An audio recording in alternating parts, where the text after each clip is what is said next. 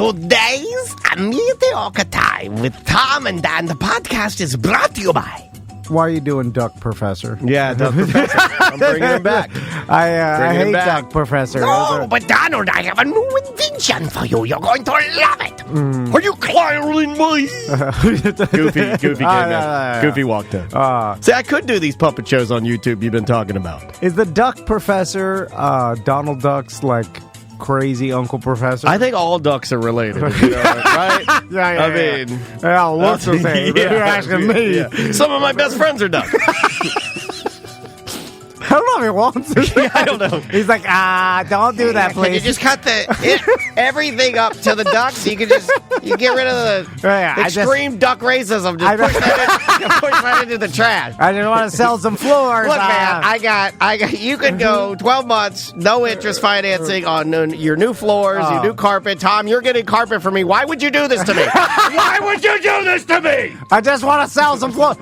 At Home Floor Store is who the show is brought to you by. Our buddy Justin Whitaker. In fact, I called him the other day because I want to put new carpet in the boys' rooms. Eureka! He's the best at flooring. Because I love the carpet that I have in their playroom, and their carpet they have now is dude, it's so nice. It's packed like the old carpet is basically floor right now. It's just soft floor. Well, my bank-owned carpet that I had at my house before he redid my house was like that indoor-outdoor carpet you put on old porches in the 80s. And I think I have Shaw flooring right now. It's the luxury vinyl plank. It's just amazing, and the carpet is so easy to clean because the technology and the way that and the padding and everything. And believe it or not, the installation process was supposed to take about a week, maybe a week and a half. He got me done in 4 days, and it looks phenomenal. And that's my entire home. Yeah, and here's the thing: if you're going to be in your house more, because everybody is invest right now, in it, man. Investing into the place you're going to be in all the time makes sense. And Justin just told me right now they got 12 months no interest financing, so you can get the entire floor of your house done. They got that luxury vinyl plank they could put over. You don't even have to take out your tile. No. They could lay it right over that. It makes it a little faster. Also, there's no dust and debris everywhere from them having to go in there and jack up all that floor. But they can take up our floor and replace it with a tile if you want. They could put wood. They could put vinyl. They could put carpet. And here's the beautiful thing. They come to you. Yes. When you want to see the samples, when you want to meet with the team, when you want to talk about what designs or what elements you want, they come to you. They load up the van with some samples. It's exactly what I did. It's exactly what you did. Yeah. And in my opinion, it's like once you've moved with movers, it's like I'll never do it again. I will never go to the store to pick that stuff out. Why would I do that? Yeah, and then they could leave some of the samples with you, and you could put it on the floor and walk by it every day for a week and see if you like it. They're really great at what they do. Their installation process. Daniel got his entire house flooring done. They're also listeners, BDMs. They're doing a lot of houses around here. I see their signs at. It's At Home Floor Store. I mean, do yourself a favor and give them a buzz. Yep, AtHomeFloorStore.com. Live from the Streamline Mortgage Solutions studio, it's Orlando's own Tom and Dan.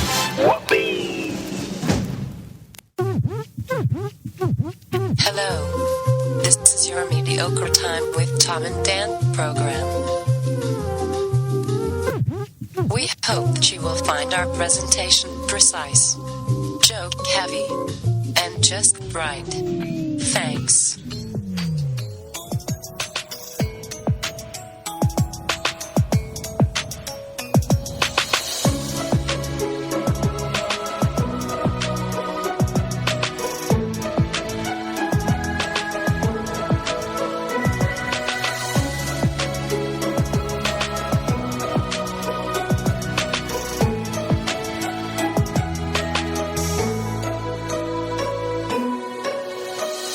Show number 571.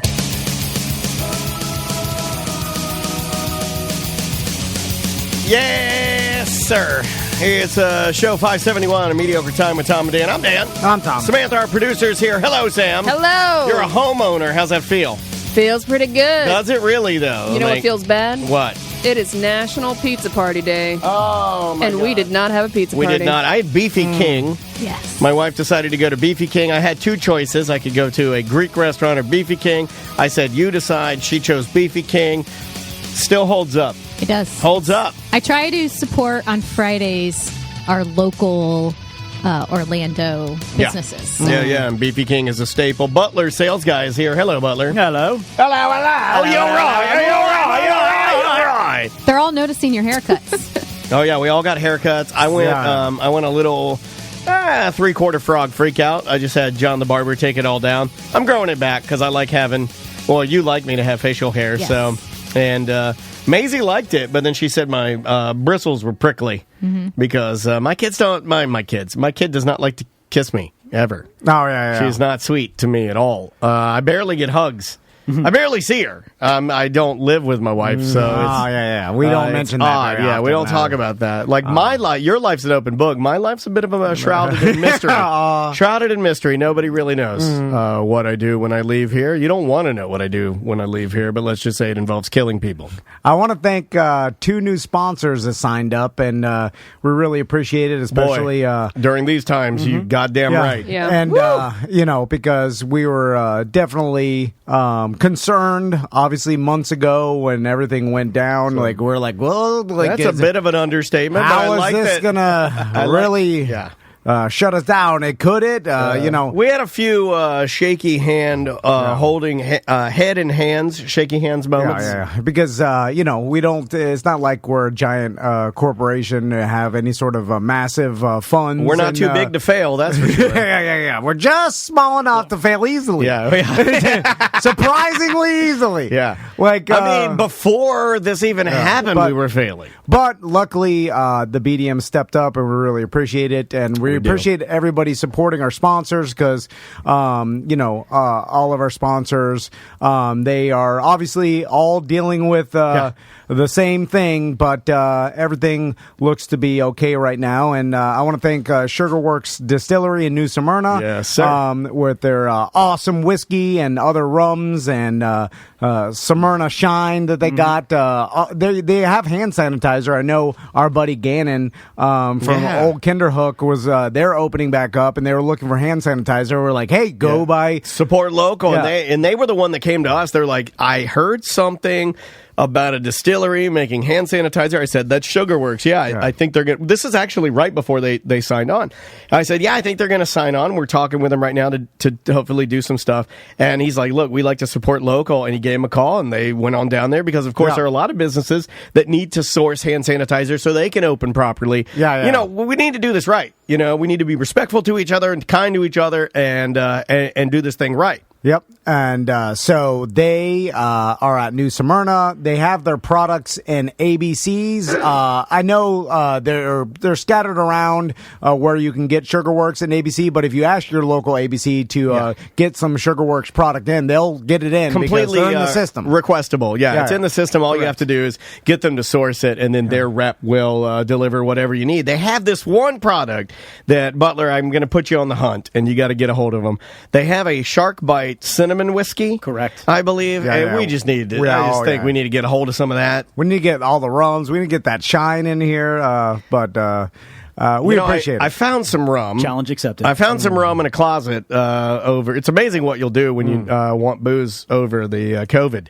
And man, a rum and Coke hits the spot sometimes, right? Haven't had a rum and Coke. in a while. Have one. If you haven't had one On in a hot forever. day? Oh, yes. Me and good. Butler did see something over at Publix today where it was like alcohol infused soda. Oh, they're making a comeback with Like that. they're putting it with the seltzers. No, you got to mix it. What they? Not your grandpa's root beer. Oh They had- blow your tits off. They had root beer, ginger ale, and classic cola. And I was Not like, your grandma's orange soda. This will blow your pussy hairs out. It's gotta be gross. I right? hate the. That's a weird marketing campaign. I wrote that. That's why I was fired. I used to work for Not Your Grandpa's. Is the brand. I used to work for Not Your Grandpa's Soda Company, and my tagline was, "It'll blow your pussy hairs out." And they fired me on the spot. On the spot. So, since your wife is here, Speaking of pussy hairs, Jesus. we'll start off the show with talking about some kid stuff because I got a couple stories. this is not kid stuff, sir. Oh, This is female empowerment stuff, sir. Oh, okay, Yeah, but I do want to ask. I want to read the room after you talk about this, about her birthday request, and see Well, we disagree Yes. on this. Okay. And we have a bit of a fight we had last night about this. Yeah. Okay. Not the traditional ones where I slap her around. It was more of this one I'm like, I'll talk. All right. I won't use my fist for talking. Her birthday's coming next month. She'll remind you today. It's a month from Yeah. today. And we were going to go on a trip, and I was going to be done with it, not have to buy her a present. Yeah. But all of this, Damn it. now I have to buy Daniel a present and a Father's Day present. It's all in the same week. Yeah, my birthday present was to go to the Nickelodeon Resort, Dominican Republic, because much like you, as new dads, there's not much that we both enjoy more than, if you can get me and Maisie in a pool on my birthday, give me a couple of cold beers, and then I just get to swim with her all day. That's a pretty damn good birthday. I'm pretty easy now. I don't like throwing birthday parties. It's an experience rather than just getting her, a gift and him a gift and Father's Day. So that was going to be our trip. But that has been pushed back a year, so now I have to pivot. So I said, Maisie, what do you want for your birthday? And I feel like I have a little teen. She's going to be 5. I have a little teenager, and she goes, I want lots of real makeup. All right. I want a case like yours to put it in. I have like a train case where all my makeup goes. I want beautiful dresses and sparkly dresses. Okay. That's the only not request. a toy. Nothing. Fashionista. So I said, well, we're not getting her real makeup. Well, I was actually pooping when I said this, and Andrea was like putting her makeup on or whatever. Yeah. And I'm like, well, we're not getting her real makeup. And then Andrea's like, I don't hear anything. I said, but that's which normally means that she's just tuning out the fact that I'm putting my foot down on something. Yeah. Because I don't know if you guys know this, but Tom and I don't ever put our foots down. No, we're just not allowed. Right. My feet are always up. Perpetual feet up. We talk a big game, especially me. But I do not want a 4-year-old turning 5 to get a lot. No makeup. I don't know no this makeup. because I don't have girls, so I don't know anything about what the no makeup, what the age too is young. appropriate. I'm sorry, too young. And you can call me a curmudgeon. You can call me stuck in your ways, dumb old man. Whatever the fuck you want to call me, I don't care. Too young. I thought like maybe you could get her just some blush and some eyeshadow, not like eyeliner and mascara. You're not. No, I'm sorry. I mean, I didn't want to start the show with a serious topic. I'm getting hot. The ghost of Daniel's dad's here. Oh, God! My daughter isn't wearing makeup. That's pretty good. I'm not a makeup wearer. Yeah. But doesn't it kind of mess with your skin and your pores? I feel like doing that at 5's not a good we're not idea. doing that. We're not getting, I don't know. I'm not ending up with a, what's that Stodden, Tiffany Stodden. I'm not getting one of these fucking, she's going to be a pageant these girl. Instagram trash whores. No. The one that married the old man from Green Mile? With the big fake tits, and then she did like pornos and stuff. We're not doing that. Has she ever seen like pageant moms or anything like that? No. She sparkly dresses and makeup. Get her some big fake chompers. White beauties. Big. Her favorite show is Fairly Odd Parents. Yeah. Which is a really vulgar cartoon that I love. Riding a skateboard. Yeah, she's all over the place. She's all over the place. So I just thought she's not going to wear the makeup out. I thought it was just she's not going to. You could have just left out off. She's not going to wear the makeup. That's not happening. So I mean, but that's all she's asked for. So what do I get? You know what? Get her an app where it looks like she takes a picture of herself and she can apply the makeup. That ain't gonna cut. That ain't gonna cut. Well, Yes, get you're already her refusing her makeup. Feet up. You know what? Tom's the one that's going to do it. Tom's going to buy her the makeup. Then what am I going to do? All I heard is she wants makeup. I'll give her makeup. I show her there's like this because normally he doesn't. He always sources it from Amazon and it's always way too extravagant. Right, like when he got me the drone, he got me the drone for my 40th birthday. I'm like, God damn! Like I knew it was going to be a giant cake. I open it up. It's like $400 worth of MAC made like a legitimate professional quality makeup. I'm like, no, we're not. I thought it's too young, and I know the chat room agrees with me, and I think 99% of society agrees with me that 4 going on 5 for makeup. No. What is the right age? I don't know. Can I just get her the caboodle, like the little thing, 13, and she can put 12? her stuff in there? 12 or 13? Didn't she have her ears pierced? No, yet. hell no. Well, she did earn In that. Miami, it'd be 1 week old. Yeah. Ears pierced. That's what the I also Cuban I also don't own a Domino's table, Tom. I don't know if you know this. I don't. They come out with their ears pierced. It's super They get fun. their ears pierced in the womb. utero. Yeah, it's hard to do it. Hard to do it. She wants her ears pierced, and she earned it. And this COVID thing shut it down. Like, I'll pierce yours, no problem. Ice cube and a paperclip. We want to go to like a legit tattoo piercing place, and now they have all. No, you don't go to those things. Well, here's the other thing. We can talk about the makeup thing all day long, but the other thing that I found funny. It's funny, but it's not funny. Is we're driving on the road, and Maisie's she never stops talking, and we see a guy jogging, like running down the road. And he's got his shirt off, and he's like really huffing and puffing, training for something. And then she starts asking you, right? Yeah, Mommy, why can girls not run without their shirts on? Like, she's really upset. Oh, yeah, very upset. Moved to Colorado. Equal opportunity. That's how that. Exactly. So now I got a daughter in my house that wants to wear makeup and pull her tits out already. Yeah. I'm like, I will tell you, this is not a good. We're not. This is not good. This is not good. Okay, so I've often thought about this because back in the 80s, and Samantha, you could probably tell me. Maisie is woke. She is. Well, wait, you have to hear what She's she smart. says. Well, how she justifies. Back in the 80s, I remember before puberty, before you started getting buds, Stop. But it was open to Buds used to be funny. Now when people say it, I think of my daughter and I want to cry. It's not funny. It is a gross word. but they used I remember the little boys and girls just running with the shirt off. That's a white trash thing. Yes, it happens, but it usually stops at about kindergarten. Once you start going to school, you stop running around with no shirt on. And I will tell you, when girls, like little girls, when they take off their shirt, like if I have like my niece or whatever, I do get awkward. I'm just like, ugh. Like I don't know why. Because it's ingrained in your brain that it's wrong. I know, even though they have their chest They're is not the developed. same as boys. You're not projecting bigger tits on them with your. Oh my God! I'm not. I'm just. Because that would make you a psychopath. It makes it awkward. But there's no difference between like my son. Now, if you take the bottoms off, there's a difference. There's a difference. Yeah. Big difference. But it's like society frowns upon it. Yeah, I'm sure in other countries it's not a big deal. In Brazil, Brazilians will come to like water parks and won't wear tops. This goes into my next story. Okay, hold on. So just remember that I have a tie-in story on the back end of finishing this. Okay. Right. So then later on that night, Maisie, she's getting ready to go take her shower. She's taking her clothes off, and it like epiphany hits her, and she goes, starts laughing. She's like, "Ah, Mommy, I know why girls cannot run without shirts." And booby tops. Oh yeah, she called booby tops. Booby tops. I know why girls cannot run without booby tops, and I was like, why? Because our boobies would flop around. It's true. Yeah, and then she started laughing. True. And then I started laughing. I'm like, okay, that one's done. Right. Okay, we solved that. We're not going to work on makeup. yeah. Work on the makeup. Okay, a follow-up to this. Right. 2 days ago, yes, you came home distraught. You guys leave the studio. I pack up. I finish editing the video. Once that thing is set in motion, I shut everything down.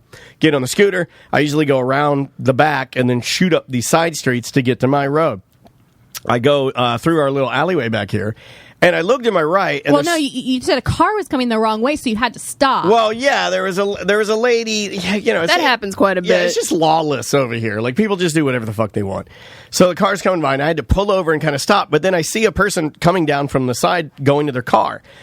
And it's a woman, and she's running to get something out of her trunk of her car. It looks to be like a yoga mat or something. Honestly, I can't tell you because I fucking blacked out. Because as I'm looking at her, she is, let's say, 5'6", couldn't be more than 100 pounds, tan, looks like a bikini model, in a black string thong bikini. Okay. And no fucking top with her fake tits. Beautiful, glorious in the fucking sun. Just hardos. Tan lines or no tan lines? Tan lines. I mean, good. And I'm just like sitting there, and I'm doing and I'm trying, and I don't know what to do, and I don't have anywhere to go, and I'm just sitting on the scooter. I'm just sitting there. I'm looking at her, and she looks wave at me. or anything? No, she just got something out of her. Calm down, Weinstein. My God. So I did what Tom did. I started projecting what set of tits I wanted on her. No, I didn't try not to look. I didn't know what to do. You look like a creeper because you had to pull over. Well, I'm sitting there I'm as far as for me to say I'm to her, and I'm just kind of like looking this way, and my scooter's there, and I'm just sitting there, and then I just tried to go. And then you crash, and then you're like, "Oh, my motor!" But it's definitely a cultural thing. If you are a Brazilian woman that looks like that, you are comfortable. If you're Latin America, your beaches are different, your life is different, the way you look is different, your ass is different, your titties are different. You play by your own set of rules, and you're not afraid to do it. You've come a long way, baby. All the phrases throw at her. It was one of the most glorious and off-putting things I've ever seen, and I was fucking shook. Yeah, he got home and he's like, I had to have a drink. Like, he was so. Well, I always say frazzled? that. I always say that, Right, but but you're a little but this frazzled. time Andrew's like, "What's wrong with you?" I'm like, "You're not going to believe this." But right out back. So if you guys want to join me every day, I will parade you back there to show you the way we should always go home from now on out, because there's only one way out of here, and that's the best way out of Do here. you think she just was tanning on her porch, and she was like, I need to get something out of my car. 100%. I'm just not going to throw on a top. That's 100% what I thought. Some people And I are just also that. think that she's comfortable enough with the way that she looks that she knew if somebody got a peek that she's just going to make their day or rattle them a little bit. Not a big deal. Who's going to call? You going to call the cops on that? No. Maybe if you're the old lady. That's what I was going to say. I know one lady that would. Yeah, she would for sure. Yeah. This just proves my wife's uncultured. What the fuck? So while Andrew's here, I got another question for No, she's parenting. not going to be tanning on the balcony. Oh, you gonna? Did you tell her that I bet? Did I tell you? I didn't tell you that I bet you. Tom gets to butt fuck you. Oh yeah. What? It's a I whole wasn't here when this happened. On Wednesday. It's a Mario Kart She bet. was lawless when Sam. Yeah. I leave and I come back the next day and they're like, "Oh yeah, Dan bet Andrea's ass for Mario Kart." I'm like, "What? No, What is I happening?" didn't bet her ass. That's I bet what her I heard. asshole. Okay. Way different. Yeah. So he's not allowed to touch the cheeks, just Well, the you hole. can touch the cheeks Come come with on. the hole. It's a Let's be discreet here. I got some roses in the other room. I don't have to be so Wow, harsh. I wonder what those are from. My God, you didn't even get that for your wife for Mother's Day, but you'll get it for my wife for butt fucking day. Well, you have to explain to her what actually. We played Mario Kart. I said I could do better. He said I had to do 3 places better than This is him. on Mario Twitch, by Kart. the way, You can go everybody. watch Oh, my it. I God. bet that I'd let Tom butt fuck you. I lost, so yeah, here we are. It's a whole. We're drafting the contract later. Yeah, Kramer's working on it. The boat trip this weekend is going to be very interesting. Yeah, well, I wondered why.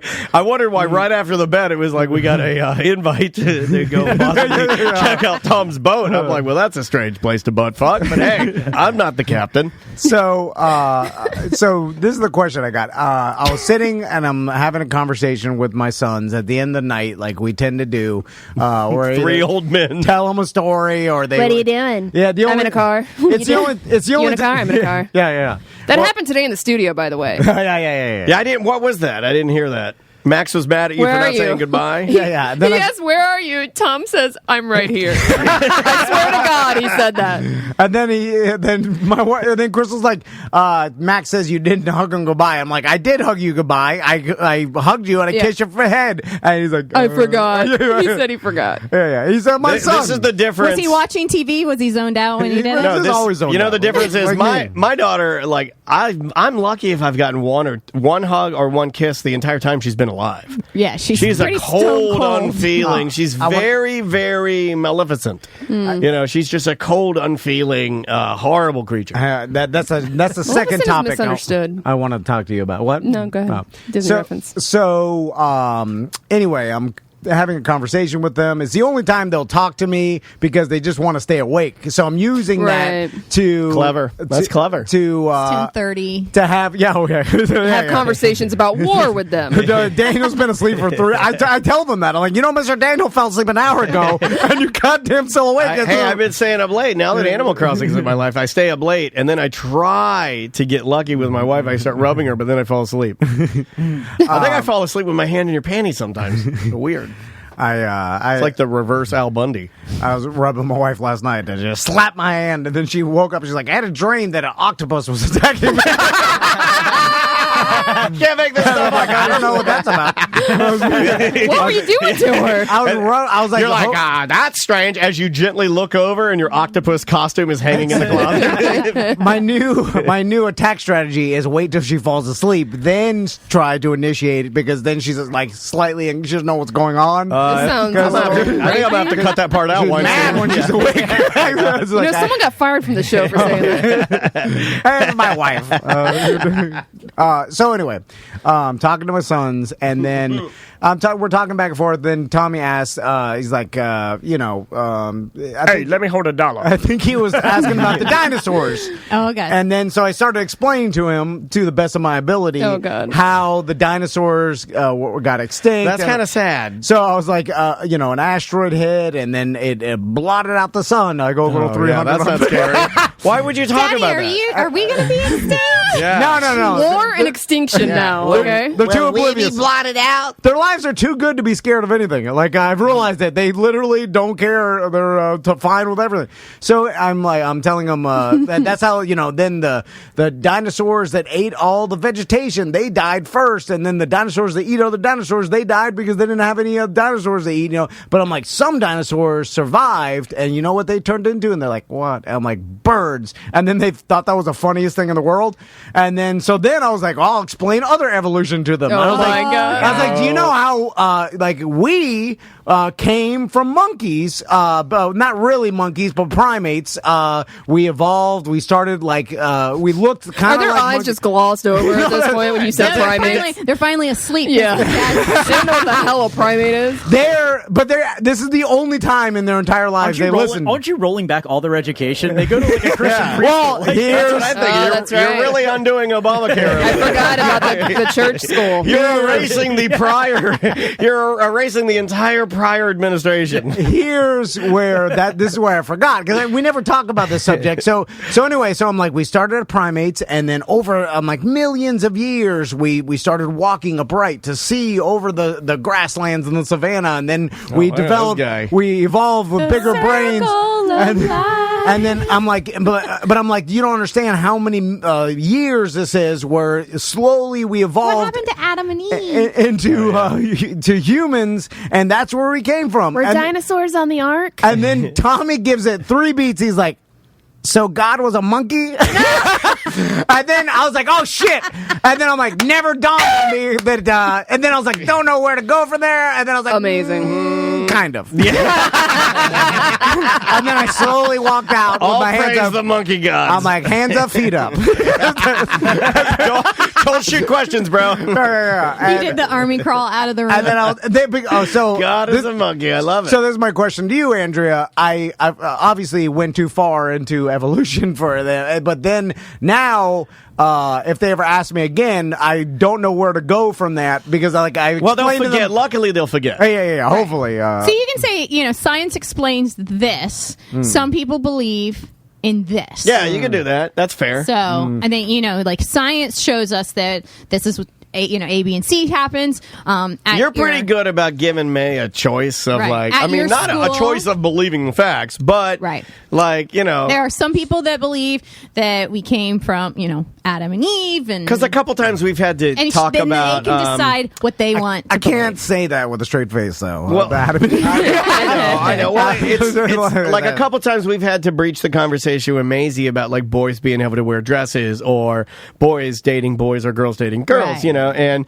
I just kind of act like it's no big deal and it's totally fine, and then I don't spend any time on it. I just move on like a champ, because it's just easier, because it's like I don't want to give her the idea that any of that is wrong, because I don't believe it is. Yeah. And you can tell them, you don't even have to just talk about Christianity. You can talk about other people believe we came from other things, I actually think just saying God is a monkey is easier. That's honestly, follow me with this, because I'm if getting you don't a tattoo next week. Follow me with this. If you don't believe in it, people want a God is a monkey shirt. Yeah, by the way. I mean, if you don't believe in it, then saying that is completely okay, I think, because eventually they're going to grow up and decide what they want to decide. Anyway, That's what I hoped. I just and they're not at the Christian school anymore. So unless you're going to go, Max just That's graduated. True. Yeah, that's true. It's I eventually assumed but they'll just. Do they go to church at all, like with a family member? Okay. How about just keep it light during story time, there, homie? I know. Why are you going to such heavy topics right before bed? Dinosaurs, right? But you didn't have to go into the evolution. What about your superhero stories? I mean, for a minute you just were show playing them the Land Dan. Before Time. Well, that's another thing too. Speaking of that, is you used to play the Dan card and use your creativity to weave a tale. Now you're telling them about atrocities. Well, so they're scared. Okay, they watched some zombie cartoon, and then Max got scared of zombies, and then so at night, what's going on over at the Van household? They watch some horrifying videos. We let him watch the first 48. The first movie they watched was on VHS, Cannibal Holocaust. You can't even rent that anymore. So it was outlawed. So I'm explaining to them that zombies are fake and like monsters are fake and it's not real. It's not real life or whatever. But then they were like, so then I started going to what other things are fake. I was like, like these cartoons are fake. Why don't you just end it? He goes way too extreme. They don't talk back, so I have the. I just keep talking. Right. It's the whole they don't talk back. Wait a minute. You see me in a client meeting. If they don't talk, I'll keep going. Like I pause for one. Stay safe out there, guys. For one Mississippi, if they don't add it, I'm like, keep going. You gotta give him more time. Larry's not talking. He's not. Hey, Dr. Sugarworks, give me those bikini pics. Oh yeah. Like here. Just skip them a beat and then just say, okay, you boys, lied to us. Good You talk. said that you were having a conversation with your It's son, one-sided. and if they're not talking, then all you're doing is you're just annoying the shit out of them. Well, keep it light. Crystal done with it, so they're my only outlet. What is she doing? And this, I What guess. is Crystal doing while you're having these I hope random she's having conversations? fun. Bubble bath. I'm hiding. We're like, watch out, the monster's coming. But Daddy said monsters aren't real. Well, there's This one's real. This one's a real bitch. We should go into business together, Jink. I try to get her at night, but still, she thinks I'm an octopus. I thought monsters liked octopus. Anyway, okay, so I had this other theory when I was sitting there, and I often am worried that my sons are growing up too soft. We talked about this forever. You talk about it all the time. And I'm like, and I just come to the realization, I'm like, their lives aren't hard, so how can they grow up hardened? Because they're easy. You have to move out. Yeah. Well, not even me. It's just their general life. Like, they have a nice house. They have a pool. They don't. Daddy gives them whatever they want. Yeah. They're That's not, why I said he has to move out. They don't have. Their old man doesn't come home drunk, kick the dog around, punch holes in the. Right. Like, there's nothing. See, Maisie's got that one for her. You can check that box. They're also inherently, and I realize they get it from me. Like I'm not very hard either. I don't know if you noticed, but no, Andrea and I get in on that. We had an argument this week. Full transparency. I won't bring it back up again because I know we were mad. But you are more of a easier target than I am. Mm-hmm. Well said. Yeah. Okay. But I don't think your kids have to, you don't have to have a hard life. That's okay. You're You don't have to have You're fine. So it dawned on me the other night where I was like, well, wait a minute. I'm like, I want this. And I think it's because I grew up with my pop-pop. My dad was like a real man. So I'm looking for that as hey, they need to be like that. But my pop-pop grew up in the Great Depression, in an orphanage in World War II. It was bad times. Needed to be tough, and then my dad was the product of my pop and I'm sure that was rough and then nowadays, and I started thinking, I was like, well, wait a minute, what do they really need to be tough for? What's their life gonna be like? Most likely, chances are they'll probably have a normal life and a normal house if with it needs AC. to be hard, let's say they'll have a normal job. Just raise a good human. Yeah, if they need to be hard, I think they'll pivot. I had a friend of mine that had a kid that was very much like a Tommy, like a sensitive kid, and creative, but he really liked ROTC and then wanted to do a military path. Yeah. But I always thought in the back of my mind, well, this is never going to work because this kid is such a sweet creative. He's more of a creative, he's not going to be your hardened Marine. I was absolutely wrong. Rose to the challenge. He went into the Marines, graduated and is doing what he wants to do on gunships and whatnot, and he became tough when he needed to become tough. So there you go. And you never know. I mean, I'm looking at a 4 and 6 year old and trying to determine how they're going to be when they're adults, and it's kind of impossible. But I did start to think, I was like, well, you don't really need to raise them to be We've been telling you that tough. That's what Juan said, actually. And the chat we just room want to make sure they're not spoiled, entitled brats. Right. But at the same time, isn't every parent want their child to have a better life than they did? I mean, isn't that the goal? Yeah. So why are you trying to I'll force you into something really fucked up to give you some grit. I mean, I don't want my daughter to have a better life than I have. Just right at the same would be fine. But if she had a better life, I'm going to be a little jealous.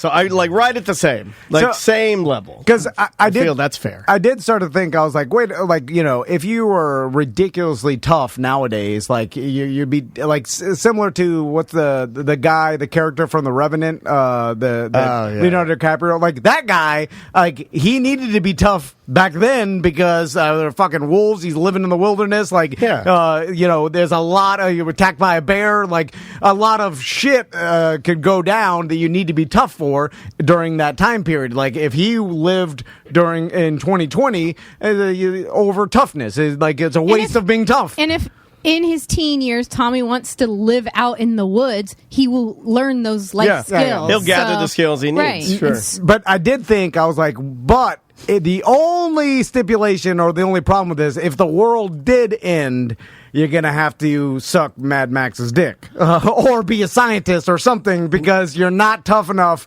to actually be... you're right. When the shit does hit the fan, you're sucking Mad Max's dick.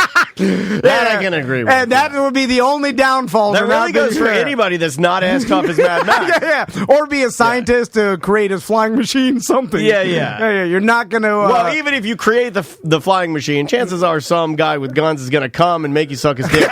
And then you're going to have to give you the flying machine because he bullies you into giving him, or at least making one for him. The only downfall. There it is. Yeah. And if you want to survive... I felt good about that. But then also, if you want to survive, you can assimilate and then maybe befriend the guy by sucking his dick.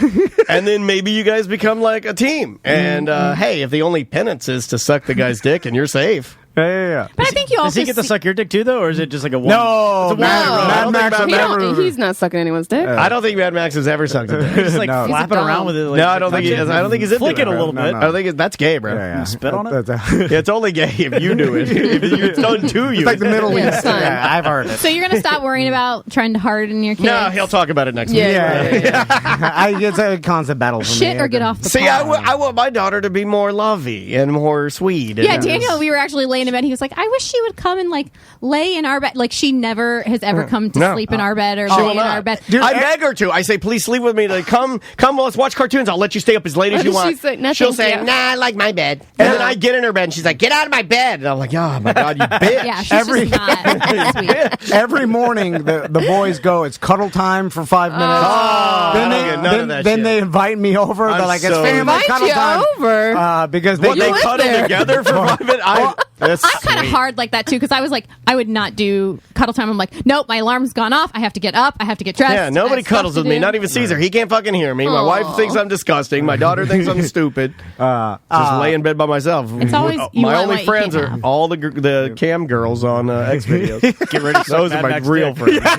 You're sucking Mad Max dick. No, I'm just a loner. I mean, or invent some bombs. Somebody said scientists or suck his dick. Yeah. Somebody said kid swap. I wonder how it would go if we swapped kids. With Maisie, I'd teach her how to ride 4-wheelers. Immediately, she'd be... Your kid? No, do not let Maisie go over there to Tom's house. She'd be dead in a week. No. She's tough. I know she's tough, but then you're going to push it to the limits. I brought out the old field goal 2 days ago. Goal? Yeah. Still is. Rust pours out of the sides. That's fine. But I brought it out so I could teach Tommy and Max how to kick field goals. Not interested. They threw it a couple times, and they're like, "It's too hot out here." I'm like, "Come on!" 83 degrees outside. 2 days ago, I'd settled in with the Switch. We're going in the pool. I was getting ready to play video games for the first time of the day, and Maisie's like, "I don't want to play video games. Let's go for a bike ride. Bomb the lake!" And I'm like, "Fuck!" Oh, Max will sit there and play video games all day long, addicted to it. So I said, bye, guys. I'm going to stay here. Yeah. So Make a Andrea mess. got to play Make a video mess. games, and I got to go out and ride bikes in the son, and while BDMs laugh at me because Maisie's fast. All right, we're about to go to break. Fuck it, but we burned a huge segment. I'm gonna bring in my gifts I got for everybody. You're gonna do it right now, yeah. Or do you want to wait till second segment? And I'll bring it in right because then I'll bring them in and put them out because they're too big to bring them in. Okay, do you want me to go to break during there? Or are you gonna do it right now? Okay, right now. He wants to do it live on air. Okay, he's doing it live. Fuck it, do it live. Are you excited for your present? I am pretty. I've already told Maisie about these. She's excited. I'm excited. Andrea's excited. I know what mine are. I don't really know what yours Somebody is. said Maisie would boss around Tom and call him out on things. She would. That's probably true. She's so fucking bossy. Do you need those help are with that? You beautiful. look like you're struggling. Okay. Those are beautiful. That's and then Oh, I see little pep. Whoa! Don't you touch my goddamn whiskey. Yeah, check that out. Look at those ginormous. So peppers. these are something that he grew on his Tower garden. Yeah, And look, then these are planted these it? are gorgeous. Dude, look how many at jalapenos these. you that a have growing weed at the top plant? of that. Wow, man.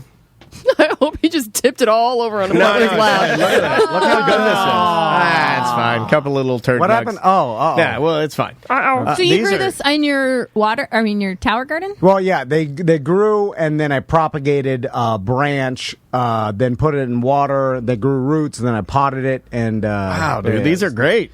So Look at you, Mr. Green Thumb. I know. Do right? you have instructions on how to take care of these things? yeah, just water. I could tomatoes for you, Samantha. Okay. Yeah, in a Big old fancy pot. tomatoes. Look at Look, he put a stick and Yeah. a zip tie and Thanks for the stick. everything. Damn, son. The tomato I had some problems with early in the propagation process, but I narrowed it down, and this one's good. So it's a once a day water scenario? Yeah, just keep it in sunlight? Yeah, it doesn't have to be full sun. It could be partial sunlight. In your patio would be fine. Does she need a All right. cage? Doesn't need a Stick her cage yet. The chat room is very impressed with your crop. I'm going to put it on the couch cam. There's the everybody can see it, jalapenos yeah. and then Sorrento peppers. I know Daniel wanted some Sorrento. yeah. I got another jalapeno for Those Butler. are good as hell, man. Yeah, look at these guys. I mean, They Yeah, look yeah, those great, are ready. dude. those are ready to That's go. legitimately Now- ready to go. Now you guys have to learn how to prune them because they're a little wild Can right I now. look that up? So Yeah, you yeah. gave us a gift that I have to work on. Yeah. But now Okay. you can let it go. Like any but good boss does, right? If you prune them, they'll fruit more. So, like, you basically train them You're to forcing produce me to garden now. Yeah, but it's good. Yeah, eat once it. that first tomato You could just comes, bring me tomatoes like you brought me cilantro. Now I got to He take can't care of t- this thing? I know He they're can't pretty. toughen up his kids, so he's toughening up you. God damn it. I mean, I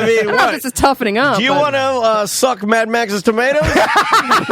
Maybe. you got to learn how to. I'm just going to watch. So, I'm a watcher. I'm a watcher. and These are great. Thanks, dude. What do yeah, I got to do with these peppers? Just put them in dirt. no, they're good right Oh, there. I can just leave them like Yeah, that? yeah. Okay, No, I'll put them out on the patio. Leave them that and then propagate, and then you can put them in the. Yeah, you can actually you can cut branches off, and then when you cut branches off, you put them in like a little a cup of water. They'll grow roots. You can make more, but this one will produce more jalapenos than you'll ever need as long as you prune it right. Then you could have 15, 20 What jalapenos. exactly is pruning?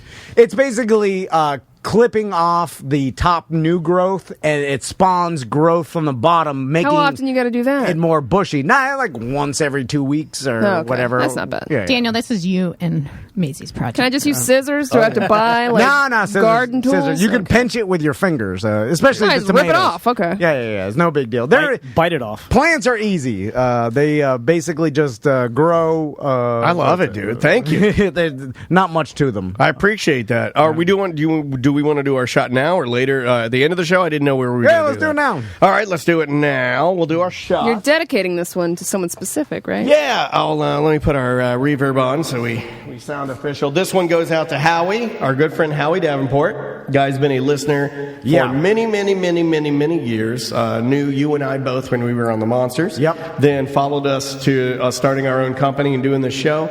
He's been battling some cancer, and we all know we fucking hate cancer. And I believe he's in his final stages of about to go to the great beyond, and he's made peace with it. And I told him that I'd give him some love. So, Yeah. Howie, this is for you. All right, so raise your glass to a crazy new normal, where touching elbows is the new formal. Shooting Kalalisa and sipping fine wines makes me think yesterday for easier times. 1 year toast, 815131. Yeah. All right. There you go. Here's you, Howie. Love you, buddy. Why do you throw hard words in there when you're trying to do? Which one? It's his process. He's overconfident. You did really good on that, though. But yeah, you did good. But if you made it just like With the Calalisa? That's Yeah. the brand of the whiskey, though. Yeah, Calalisa. It's for sugar work. I was like, why do you throw in big words in there? Make it easier on yourself. Hey guys, remember the Beastie Boys? Remember I the do. song "Root Down"? That was a cover of originally the song was done by Jimmy Smith. The name of the song was "Root Down" and "Get It." Well, there's a guy out of Boston, a percussionist named Tim Carmen and the Street 45s. This is his band. This is their cover of Jimmy Smith's "Root Down" and "Get It." You're going to love it. You're going to recognize it because you're going to remember the Beastie Boys, but do some historical research. It gets real funky, and this bass line is Tom Dan approved. So we'll be back with more on Mediocre Time with Tom and Dan right after this. 1-844-TOMNDAN.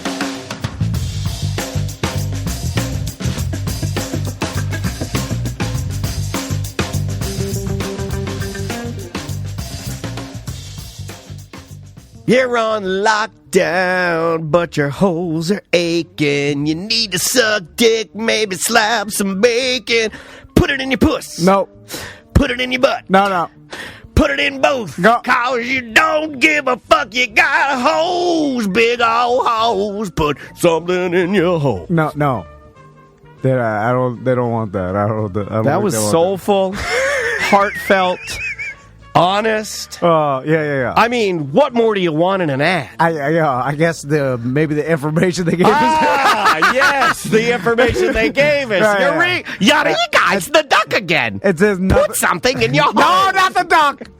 It says nothing about the whole song. It says, I wrote that. I wrote it on the bottom. I know you wrote it, but they fast 2 with a pencil. I see that. It looks like the ramblings of a crazy person. They wrote the actual information, and that's what they wanted for us to talk about. Okay, well, why don't you clean up the mess? Then I'm gonna go get a Diet Coke. They're offering curbside pickup at some of the locations at Fair Villa. Just give them a call, and here's the process. It's simple. Simply call during store hours, and they'll give you a short on-the-phone consultation about what you're looking for. Yeah. And, you'll describe, like, hey, I'm looking for this, and they'll tell you the products they have. To have audio of you walking through this process would be amazing. Be like listening to a 911 call. Here's the thing. Their staff makes it super easy and make you feel comfortable. And it's a 100% judgment-free. You go in, you call them, you tell them exactly what you'd like. For me, I'd call them, I'd say, like, hey, my wife heard there's an upgrade on the Womanizer. There is. She wants that Womanizer Plus or whatever. I don't even know what the upgrade's called. And they say, yes, we have one in stock. We'll go ahead and take your information over the phone. I pay for it. Boom. Get my receipt sent to me, and I drive up to curbside. They meet me at the car, throw it in my trunk, and away I go. Absolutely. And it's super easy. And again, there's different locations you can go to. Of course, the OBT location, Fair Villa Megastore, that we've... the flagship one. It's gigantic. I mean, they have every single thing you could think of. That's probably where I'd shoot for, is the Megastore on OBT. Yeah, and then they have the location right there on iDrive if you want. Their Cape Canaveral location. And there's the Key West. Not sure exactly. Yeah, but you everything online here. Yeah, go to fairvilla.com to find out, who's open and the latest information. Here's another thing that's really cool, and I just subscribed via the Tom and Dan Live YouTube account. If you jump on YouTube, type in Fairvilla University, they're doing online classes, and all you got to do is subscribe. That's it, totally free. So what a time to be alive. I know there's a lot of bad, but there's also a lot of good. You're getting awesome content from sexual professionals that can kind of teach you and learn you, and they're doing online Fairvilla University. So if you don't mind, throw them a subscribe. Actually giving away a Womanizer tonight. Yeah, they are. And you can find out all of that. I would say the easiest way to stay in touch with everything going on with Fair Villa is to jump on Facebook and type in Fair Villa Megastore or Fair Villa. Yeah. Always at fairvilla.com. Yeah, if you follow their Facebook page, they'll announce everything they got going on. So check out Fair Villa's new curbside pickup system. And again, it's fairvilla.com.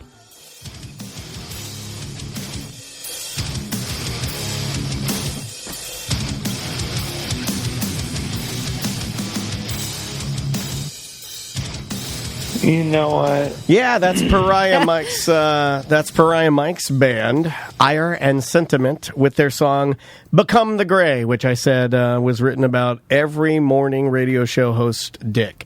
Welcome back to A Mediocre Show with Tom and Dan. I am Dan. I'm Tom. Samantha, our producer's here. Butler is here. You said you wanted mail on mail. Yeah, let's do it. Mail on mail, you will get.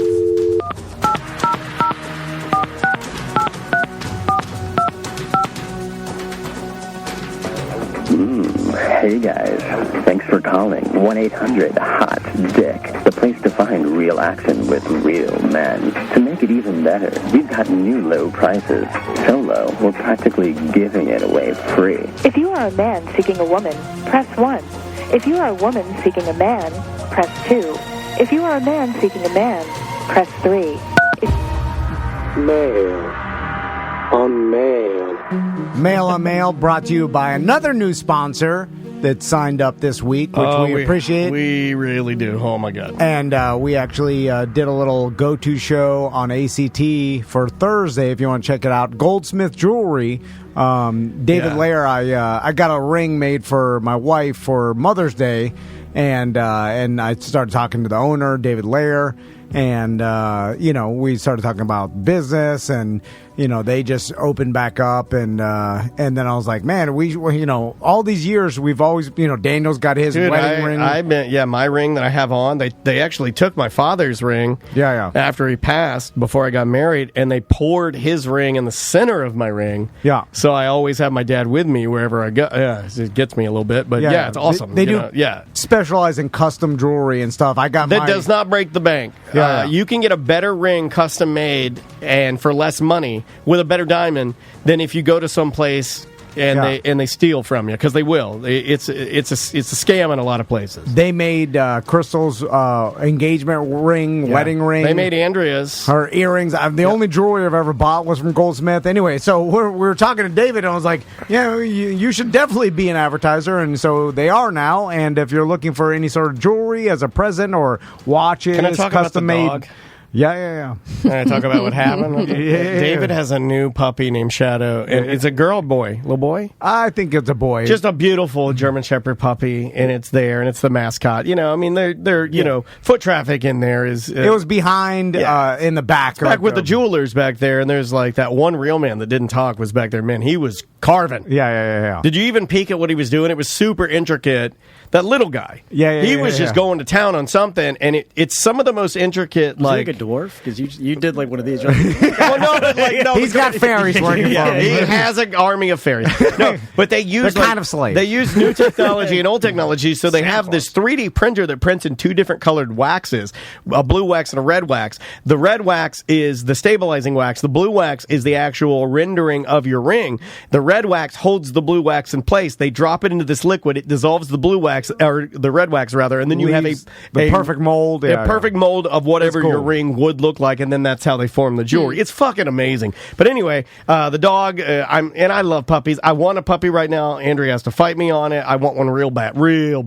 Because goes back to the first topic. I want someone to hug me. I need cuddles, and my family's a bunch of bitches. Your luck, though, it'll be a puppy that won't give a damn about it'll you. just love Maisie, right? It'll just take like Caesar does. But anyway, and so this puppy, I'm just making on it. I'm just doting on this puppy and rubbing it and giving it love, and it proceeds to dump a gallon of hot piss right in my sandal. And because I love David so much, I didn't say a word, and then I got out, and Tom, I'm like, I need to do something with my foot before I get in your car, and he's like, that's fine. Like he hasn't brought doo-doo in his own. So I put a Wendy's cup on my foot, and we rode all the way back here. Kind of like the anyway. So if you want to get your engagement ring, me and Daniel said if you do get your engagement ring from Goldsmith made there, we'll record a congratulatory message for your wedding or whatever you want. Or I will come out of retirement and I will be the officiant of your wedding. I will do that. That's a little step too and far. Tom will be the DJ. He better not go to somebody else's wedding. He's going to be the DJ. Anyway. We're booked for Remy's wedding next week. Let's. I know you're lying. He's already married. Let's go email first. Okay. Email. Reoccurring dreams. Tom's favorite subject. Ooh, I got a dream I can talk about. Hey, all from West Coast. I just want to say thank you for doing these Twitch video game days during this hard time in the past month and the lack of seeing y'all in April. It was kind of rough. But video games helped me escape for the time. Since being furloughed, gaming has really helped me not going into the despair. So the fact that you all pick it up and showcase how it can help you all really boosts my morale, and just love seeing Tom not understand how to have fun the way I do. There's another way Tom hates me. I'm a big dreamer. I've been having a reoccurring dream since I was like 6. This past week I had 2, and I don't know what triggers them. But I was wondering if you have some reoccurring dreams that y'all have over the years. This morning, I also had a dream where I know where the source of the imagery came from, like Instagram or a movie. Those are fun too, but this one had some singing, 4 Non-Blondes, What's Going On, maybe an hour before I woke up. Now the song is stuck in my head. That song it's called What's Up. It's called What's Up, yeah. Do you ever get influenced for us of the day by your dreams like music or food? If I dream about food, I want to have it the rest of the day. Big black gay Ron. No, I don't really dream about food ever. Oh, I do. Really? What kind of food? Cheesesteaks. Okay. No, I will. I will dream about food and then I'll want it that day. Yeah, I don't have any food dreams. I did have a dream, and I had you put it on the list. I had a dream not even 2 nights ago that Tom took a very unflattering photo of me completely naked. Okay. And then was holding it against me, like using it. I was blackmail? Yeah, you were like fucking with me with this photo that you had of me. Was that your stepbrother? Yeah, it was a weird dream, and I remember the feeling that I got was like I was terrified that you were gonna like send it to my mom or my wife or something. But it was literally just me naked. And it's a weird threat. I'm gonna send this naked photo to your mom. Like, pretty sure she's seen you nude. Well, maybe not adult nude. But, it's way different now. But it's hard. Yeah, I changed a little bit. But I feel like you'd be the least shamed by your mom, right? It's like I don't know. Sending it to. I mean, well, then based on your own analogy, then you should be the most. Based on your own analogy, Samantha, then you should be the most comfortable in a Japanese game show of having sex with your mom because you've already been there. That's your logic. Oh, I'm just saying. And now I can understand you doing something nefarious, but just a regular nude, maybe a boner nude. Then it was a boner nude. Oh, okay, yeah. Then you don't want your mom to see that. And then you had it, and you were like using it. You're like, I still get that picture, and you kept being like, you still have that picture, you fucking pig. No, and you were like mean, like really, and I was terrified. And I woke up, and then I looked over, and Andrea's there, and I woke up, and I was like, I have to fucking quit my job. This guy's a monster. It's a bizarre. What the hell are you thinking about? Well, I mean, it isn't. I mean, there have been reports of the people. Discord page. Well, there are people reporting that dreams are more vivid and crazier than ever right now. Right? I mean, they're doing studies on it. I've seen the headlines of that, but I don't understand what their reasoning for that. Anxiety, just causing people. Google COVID dreams just to see if the article pops up. I think that's your anxiety is 100 all times time, anyway. Yeah. So you've always had this like crazy dreams. I've always had crazy dreams. Not like this though. This one was different. This one was really sad. Like and scary. Well, it hurt my feelings. I was like, this is a person I admire, I care about. He's treating me like shit. To me, honestly, the feeling I got, I mean, I'm not throwing any shade. I'm just saying it gave me the feeling of my last job. That terror, I just like doom and gloom. Did they touch you, bro? Thanks a lot. Man. This guy. I was writing down ideas. I was like, nude picture, threatened to send it to his mom. I wrote it all down. Call him a little pig. This article is suggesting Alec Baldwin. What is it? You little pig. I know there's other articles, but this one is suggesting that it's because you're getting more sleep because you're quarantined. You're getting just as much, if not more, sleep. I have been getting more sleep. Dreams and dream recall is increased during the crisis. But I saw other ones where it's like you're getting vivid dreams. Like, that's what I'm getting. Yeah. Mine are a little more... Yeah, I mean, like, lately, and since, we've been quarantined, I remember them more... It's weird. I remember them more immediately upon waking up, but as time goes on, I will then forget them. So it's not as long lasting as you would think it would be. I feel like the THC deletes my dreams before I wake up. Like they're just gone. Yeah, maybe that's it. I haven't had occasionally I years. remember something but like it very seldom is it something like I'm like. Can I ask you a marijuana question? Yeah, both of you guys. Yeah. I don't think maybe it does after when you smashed your face. Mm-hmm. Remember that? Like, do you guys Yes, ever I get do. so high off of an edible where, like, when you guys are going to bed? I'm assuming that you're at your highest then, or no? Sometimes. Yeah, like normally I go to bed at my highest. It's almost like I've achieved it, so now it's time to retire to my coffin. Yeah. See, sometimes I go to bed and I'm just riding that coaster. I haven't peaked yet. Oh, really? So you're asleep and peaking. See, but I Sleep and peak. Sleep and peak. I don't want to. I feel like it's a wake and bake. No, I think that's a waste. It's a waste. Yeah, you're sleeping. It just takes me like if it's a heavy indica. It takes me to a different place, bro. But it might help him sleep. It helps though. me get to that REM sleep. It just takes me into like a stress-free sleep. But if you fight it like Ambien, that's when you. That's what I do. Yeah. See, I don't fight. I try to fight. I wake up in and out of shows with Andrea, and she'll be like, "Ha ha," and I'm laughing, and I'll be like, "Ha ha ha," like, but I was totally asleep. So we turned on our lights down to like 20% before we go to sleep, so it's almost like sets the mood in the bedroom. You know. Do you have a TV in your room? You have lights on in your room while you sleep? No, well, just before we go to bed, as we're going to bed, we'll turn the lights down really low. Stadium lights. And we do have a TV in the bedroom, but we hardly ever watch it, only if we're like really into a TV show. You know what Crystal does, which I don't understand, is that we have... Well, you've never said that phrase before. We have Alexa that obviously we have them in all the rooms now, and she uses it as our alarm, right? Mm-hmm. But it's voice activated, so literally every morning... It's the same thing. When it goes off playing music that she, it's usually the Avett Brothers or something like something that she likes. And then, good day, sunshine. And then every single morning, as soon as it goes off, she wakes up and is like, Alexa, stop! And then it stops, and I'm like, why? And then she goes back to sleep. And I'm like, that's it. Why? Every day. Like, why? Why'd you even said that? So it interrupts you in the morning. And God damn it, somebody needs to do something. This fucking musical interruption. I'm awake every single time, and it's like I hear the Avett Brothers or something like, hoo, ha! Like, That's the Lumineers, isn't it? It's some shit like that. And then she's like, I like it. She's mad at it, too. Like, it's inconveniencing her. I'm like, you told her to do this. It's that goddamn robot.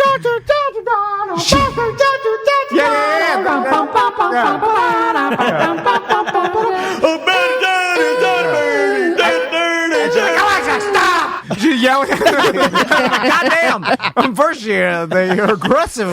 And also, you said it. You told her to do this. Song, I hate that. And you're mad at it. Who does that song? Oh, God. Yeah, then I talk to Alexa in the kitchen. I'm like, this lady's a real bitch. I know, Tom. I have known for a very long time. I'm like, wait, You're falling in love with it like that movie Her. Can I put my dick at the top of it? Can I sit it on top? Oh, my God. You cannot set your dick on the top of me unless you are Mad Max. Like, what's under the cylinder? Is there something in there? Don't lift your cylinder. Come on, let me see. Let me take your buttons off. You got a fleshlight in here somewhere, right? You're kind of shaped like a fleshlight. Yeah. Like you put your dick on top of it, it flashes red. I'm like, if you were a fleshlight underneath, I wouldn't need to be married. Just hum. Alexa, tell me how big my dick is. What's the voicemail? Voicemail, stop. All right, hold on. We met. By the way, speaking of being furloughed, if you did lose your job, like we talked to Precision Door, they are hiring right now. Yeah. They're doing a huge hiring push. So if you're looking for a job, if you got laid off, if you need a job, contact Precision Door. Our buddy John the Barber, too. He's working for Valhalla Bakery, his wife's bakery. They're hiring experienced bakers, too, because they're obviously pushing at a lot of locally sourced goodies. By the way, you can always buy something local to help people out. You know, like you and I are getting our dinner tonight from the East End Market up here, a little place called Farmhouse. Yep. And they do, locally sourced vegan options, and they did a vegan shepherd's pie, and I saw it come through on an email, and I'm like, fuck yeah, I've been wanting shepherd's pie bad, and, Sounds it's good. an easy thing to do to support somebody local in your community. Yep. Let's try So Carl. if you're looking for a job, give them a call. Try this. Hey, T&D Media Extraordinaire. You guys are on the air, hopefully. Just wanted to talk about a weird subject, and it is weird. Say if you... I mean, he's going to die, right? Level 10. I haven't seen we haven't had a level 10. I thought he straightened himself out. Is this level 10 Carl? Oh, yeah. This is level 10 Carl, but I think we're dipping into 12s now. Yeah. I mean, with... now it's, there's like level 2 brain damage. I don't know if the... level 2 CTE. Yeah, it's sounding worse, Carl. I happen to be, watching the show with your lady, and you're like, all right, well, that's fine. What? Something that you don't ever would watch, whatever. But say if you're watching said show, let's call it Golden Gals. I don't know. Golden Girls? It was a show that you didn't mind watching. Then all of a sudden they went to bed, and all of a sudden you find yourself drunk. He's watching Golden Girls drunk. I can hear the Yes. I hear the theme song. Okay, so I see what he's saying. So his wife or girlfriend or whatever suggested fantastic. watching a show. It's not really something he wanted to watch, but he was like, whatever, sure, let's watch it. But then she falls asleep, and now he's continuing to watch it because now he's into it, but he's also drunk. You know what's funny is the whole chat room was ready to turn on him because they're fickle, and the chat room was But like, now we're going to they're in. fuck you up. But then they heard the theme song, and they're like, and he's not lying, and they're like, Golden Girls drunk is approved. You get a pass. And they're like, all right. Those old sitcoms, They like hold up. I don't know if they do because Golden Girls does. It makes me laugh. I've never watched Golden Girls. I think it holds up, man, because it was a little spicy for its time. I hear that, yeah. Some of the jokes that they throw out there, you could not do right now. I just it's like what the old grandmas they're like what it was the oldest one is like the it was basically living single, right? But an old white lady version. Well, it's just like it's sort of a peek behind the curtain. You think old people are one way, but these four ladies show you that being of age and living in America is quite a different story. You know what I mean? Like, it's like... But they're just like you. Well, no, they're just like, the old lady's still horny because I don't think you lose that. Yeah. I really don't think you do. I think you don't talk about it as much, but I don't think you stop being horny. I can't see myself stopping being horny. I'm getting hornier. Like, I'm out of control. I'm like a sex addict. Like, it's a problem. It's tearing my life apart. So was he saying that if you... I guess he's asking if that's ever happened to you before. Like your wife suggested to watch a show, you weren't really into it. I got one. But then all of a sudden they fall asleep and now you're into it. And you're watching like 2 or 3 episodes after they fall asleep. The Crown. Mm-hmm. I hate that I like The Crown. Wanted to hate on it. Hated on it before I watched it. Handmaid's Tale. Hated on it. Great British baking show. Yeah, I hated on it. But these are all shows. I watched them, and then you kind of get sucked into them, a little bit. There's the Dead to Me. My wife started watching. That's a good show. That's actually pretty funny. That's good. Christina Applegate's good. And then the other one was Steve Carell, where he's playing like Matt Lauer. And it's the like morning it's the morning show. Yeah. I wasn't into it at first, and then I got into it. So yeah. I mean, here's the thing. If it's on a network and it's well produced and there's obviously millions of dollars put into it, like most likely it's going to be something, right? Like there'll be some entertainment value to it. Like just for the fact that it exists means that there's something to it. I mean, Disney Plus hard has to find some pure garbage. Disney out there. Plus has some really good shows. Some hot garbage out there. yeah. I'll be honest with you. I like that. What is it? What's it? Prop. The Disney prop show. What is it called? I forget what it's called.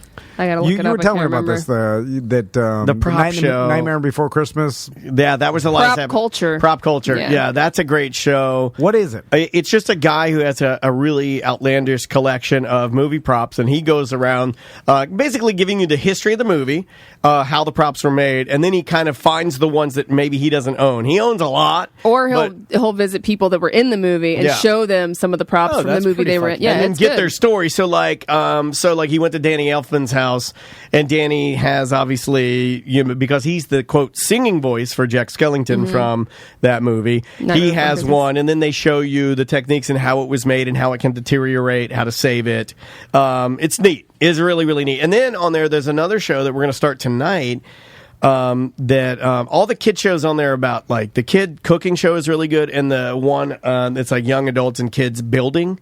It's called Shop Class. Oh yeah, I watched the entire. That's why me and my husband started woodworking. By the way, Shop Class is legit. Oh, I good watched show. the whole season. Justin Long's the host. That's great. I'm glad to hear you say that because we're starting it tonight. So okay, yeah, if you like it, I'll be fine. It's good. It's all about woodworking, but it's for kids. It's like simple tasks, and it's fucking cool. And it's also hilarious. Me and my husband laugh because it's supposed to be like these teams of kids, right? That are like builders and innovators and all this stuff. But it's mostly, and their coach or whatever is a shop class teacher from just like a typical middle or high school. Oh, that's dope. So they bring him in to be like the coach of the team, but it's typically the fucking teachers doing all the work, and they're getting pissed at these kids, but it's Disney, so they have to be like, okay, well, and they're on like a time crunch, so that like you could tell these fucking teachers are stressed out. It's not like the old school Monster Garage when Jesse James would be like, the guy on that team, he's a real fucking dickhead. They don't do that. It's Disney Plus. But yeah, try Shop Class. And what is it Disney on? Plus. Disney Plus. All right, I got to tap back into Disney Plus. I was just hating on it in there. It's like I only downloaded it for Mandalorian, but I need to watch more. You got to check out the other, like the original content. Since we're talking movie content and TV content, tonight is supposed to be the beginning, and I need y'all's help. I'm supposed to start Star Wars with the family.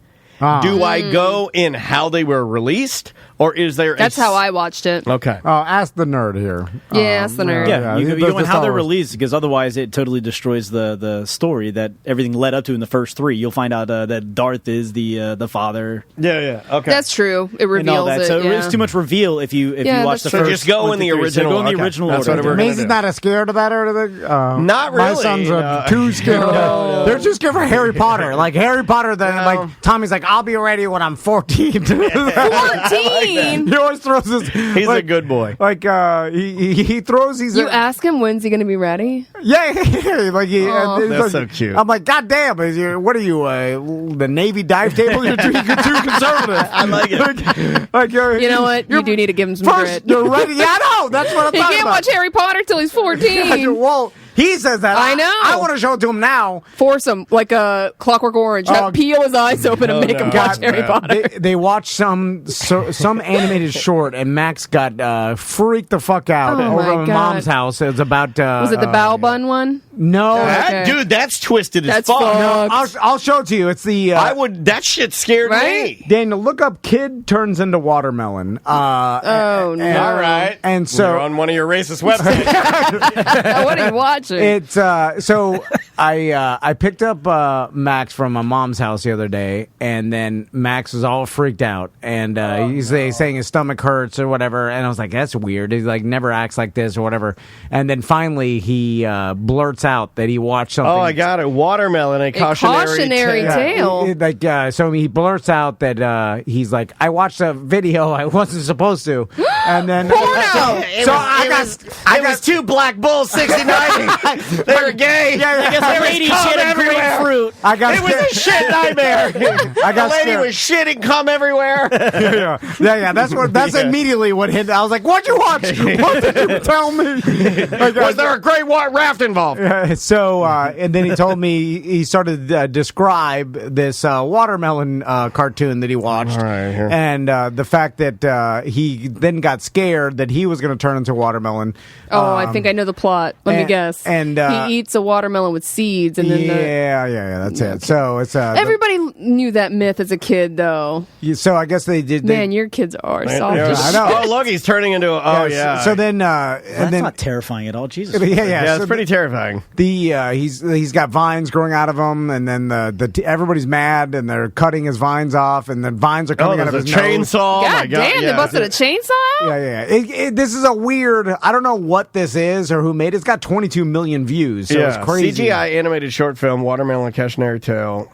Did it say it was created SCAD? Is that what it said at the beginning? Spanish College of Art and Design? I don't know. Look at him. He turned into a watermelon boy. So then eventually he goes out to the playground and he turns into a full watermelon. You can tell. It's cute. And then he breaks, he falls, and smashes, and then other kids eat him alive. Oh my God. Wow. So this shit is fucking dark. I know. Yeah, he This is should some not have watched this. This is fucking Black Mirror stuff. Yeah, it is. I don't This know. is child Black Mirror. I'm kind of with Maxie on this Yeah, one. it's too far. Well, is this worse than Star Wars? Yeah. Yes. Yeah. To a kid because Star Wars got murdered. No, but this is relatable. Like this Yeah. is like I'm a kid, that's a kid. That kid turned into a watermelon. I eat Like, watermelon, yeah. Other kids like that's a stormtrooper. He can't hit any of his fucking shots. I'm not a stormtrooper. That shit's fake. Max just encountered his first scar. Like, yeah, well Holy done. shit, man. He's never going to eat watermelon again. But it's a Well done. kid's You toughened cartoon. him up. Nah, that's got to be like 14 and up. That's a 14 and up. Anyway, yeah. That's like that. What's that? Robots in Love and on Netflix. That's kind of like that. One of those animated. Yeah. So he's Love, Death, and Robots. He's That's what it freaked was. out, but that's the thing. If he's freaked out by this, I assume he's going to be freaked out by goddamn Harry Potter or Star Wars or anything like that. It's not that scary. It's a fucking cartoon of a kid eating watermelon, turning into a watermelon, then smashing himself to, I guess, death. Well, he and went other off the kids eating him. slide. He was Yeah. happy. He went down the slide. He landed. He smashed, and the other kids cannibalized him. Yeah. How did he find that video? Yeah, I like it. Don't know. Okay. That's still, they were on, there's nobody was watching. Got off kids' YouTube. I don't know. In the grand scheme of things, Yeah, he like, got it's it off better of he found that Pornhub. video and not Pornhub. Because that's true. Just one Google search Although, away. if you're quarantined, Pornhub Premium's free. That's Email. true. Okay, Commando movie. Hi, all. Per your recommendation, I took the time to watch Commando this week. It's about as over-the-top and ridiculous of an action movie as Tom and Dan have both proclaimed, and I thoroughly enjoyed it. While the most quoted line on the show is, let off some steam, Bennett, I think my favorite part is when Arnold and Bill Duke are fighting in the motel room. Arnold kicks Bill Duke through the door of the adjoining room and interrupts a woman with comically large breasts getting railed from behind. The director could have chosen to just have the couple in bed, but instead decided to have this woman bent over with her huge udders swaying to and fro from the rhythmic pumps of her lover. I guess that was the 80s, though. Hope all is well. You two are the huge swaying udders of podcasting. Incorrect. Incorrect. I looked at this video. Yeah. And I don't know. I can play it for you guys. I don't think I can play it. I found it on YouTube. Okay. It's a flash, like the way that you see the girl. You don't really see nipples or anything like that. But I looked at it and I tried to, because I didn't remember the scene. I went back and then immediately when I saw it, I go, oh, he kicks him through the door. I remember he's in the suit. Yeah. And they're fighting. He pulls the gun out and he says, fuck you, motherfucker. Or he says, like, fuck you. Yeah. And then the gun doesn't work, remember? And then he goes, fuck me, or like, fuck you, Yeah, then he throws Bill Duke through the dentist square glass 80s. Chunky ice block. Chunky ice blocks. Okay. It breaks that and then throws him through. And That's got to be hard to break through, right? No, so when they bust through the door, it's through the wall. Right? No, when he goes through the door the first time, the girl and the guy are having sex, but the girl is behind the guy and they're both under the covers like they're playing camp out. So when it comes down, she's behind him, so she would have been fucking him. Oh, pegging him? I'm going to show you. No. Yeah. Oh, let me see. It was a prostitute scenario. Sex worker. That's That's what. Oh, is prostitute derogatory? Yes. Yeah, I can't say that. You know what? Who's it going to offend? Internet. Prostitutes? Cancel Tom. yeah. Burn his Yeah, house no. down. I am not. Stop saying prostitute. I'm not going to do it. Yeah. Take that, prostitutes. I'm not stopping prostitute. You're not taking that from me. I got to go to my history to find it. But yeah, I looked this up, and when you see For it, someone who Hooker, I doesn't can give a understand. shit about Okay. anything, you got the soft. can you see it up on the screen? Yes. Okay, so I'll do the audio for. By the way, what prostitute is listening and be like, I never. We have a lot of It's not prostitutes. about who's that listen. listening. It's just Well, who's going to be offended by it? Like, my people that work in that industry. grandma's a prostitute. Well, I don't care. Prostitutes, hookers, whores. Just call them whores. yeah. Okay, here, watch. Okay, so this is. I'll fast forward. So they're doing the thing. She's getting him. They're going to the hotel. They go inside. Here's the fight. Okay. Now watch. He's going to go through the door. You scared, motherfucker? Well, you should be, because this Green Beret's gonna kick your big ass. The sounds on this is kind of fucked up. Yeah. Right now. Okay, here he goes. Bill Duke and Arnold, they're fighting it out. You see him. Okay, he's getting here. It is. Ready? He'll get up. By the way, he's firing a gun in. Okay, here it is. Here it is. Everybody, She's behind. She's behind Wait a minute. him. You got to rewind it. I got to glare over Watch. here. She's behind him. Watch. He breaks through the door. Watch. Kicks him through the door. She's behind him. Yeah. Oh, she is. Incorrect, sir. The Yeah. girl with the titties is pegging the man. Wow. Oh, this is before its time. She's pegging him. Or just behind wait, and you him do in some- see her titties. I couldn't play this on Twitch. My God. This is before its time, right? Pegging in a movie. So why were they like that? By the way, we've mentioned this Commando. I have to watch this multiple times. You should. It's ridiculous. But they fired a gun already in the hotel adjacent to the hotel they were fucking And nobody did anything. And fighting for a little bit before. Yeah. Oh, yeah. And they're still in the bed nude. Like, they haven't got up or run out the front door. I'll CD motel, sir. Call the cops. Hold on. I'll fuck through a gunshot. Nothing's interrupting my nut. But so close that it would have rang your ears too. We're like, oh my God, someone's shooting next door and having a scuffle. But I knew this email would come up, and I say, myth busted, sir. You're incorrect. She did have big Facos. They were swinging, but she's behind the guy. So when the blanket comes off, she's like holding him like from behind. I'm not saying that they were pegging, but obviously the shot wasn't set up to simulate sex. It wasn't thought out properly. You would probably have repositioned those actors, of course, and done it a different way. Or maybe they didn't want to. Maybe they wanted to hide the fact that they were probably cloaking through movie magic her bush or her pussy. So they put her behind the guy, and he's got on little bikini, and she's got on that little merkin or whatever the fuck it is, and there you go. By the way, there's lots of holes in Commando. I mean, if you go through YouTube, you could see all the mistakes they did. Like, there's a car scene where he hangs the small guy upside down over the cliff, and then he's like, Bennett, you said you're gonna let me go, and he's like, and then he's like, I will, and then he lets him go. He's like, oh. Anyway, the car is like ruined at one point, then the next scene is fine.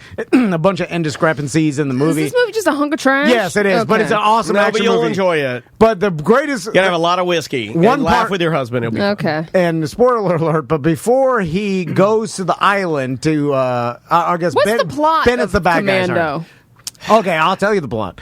So... You're talking about his favorite movie. I know. So... I have no clue what the fuck this movie's about. Now all I know is there's pegging in it. Dude, you need to have your boys watch this movie. Arnold... They're too scared. No, it's not a scary movie. It's the cheesy plot to a lot of 80s action movies where... It's Army Guy one more time. Yeah. Okay. So Arnold lives in the mountains of Colorado with his daughter.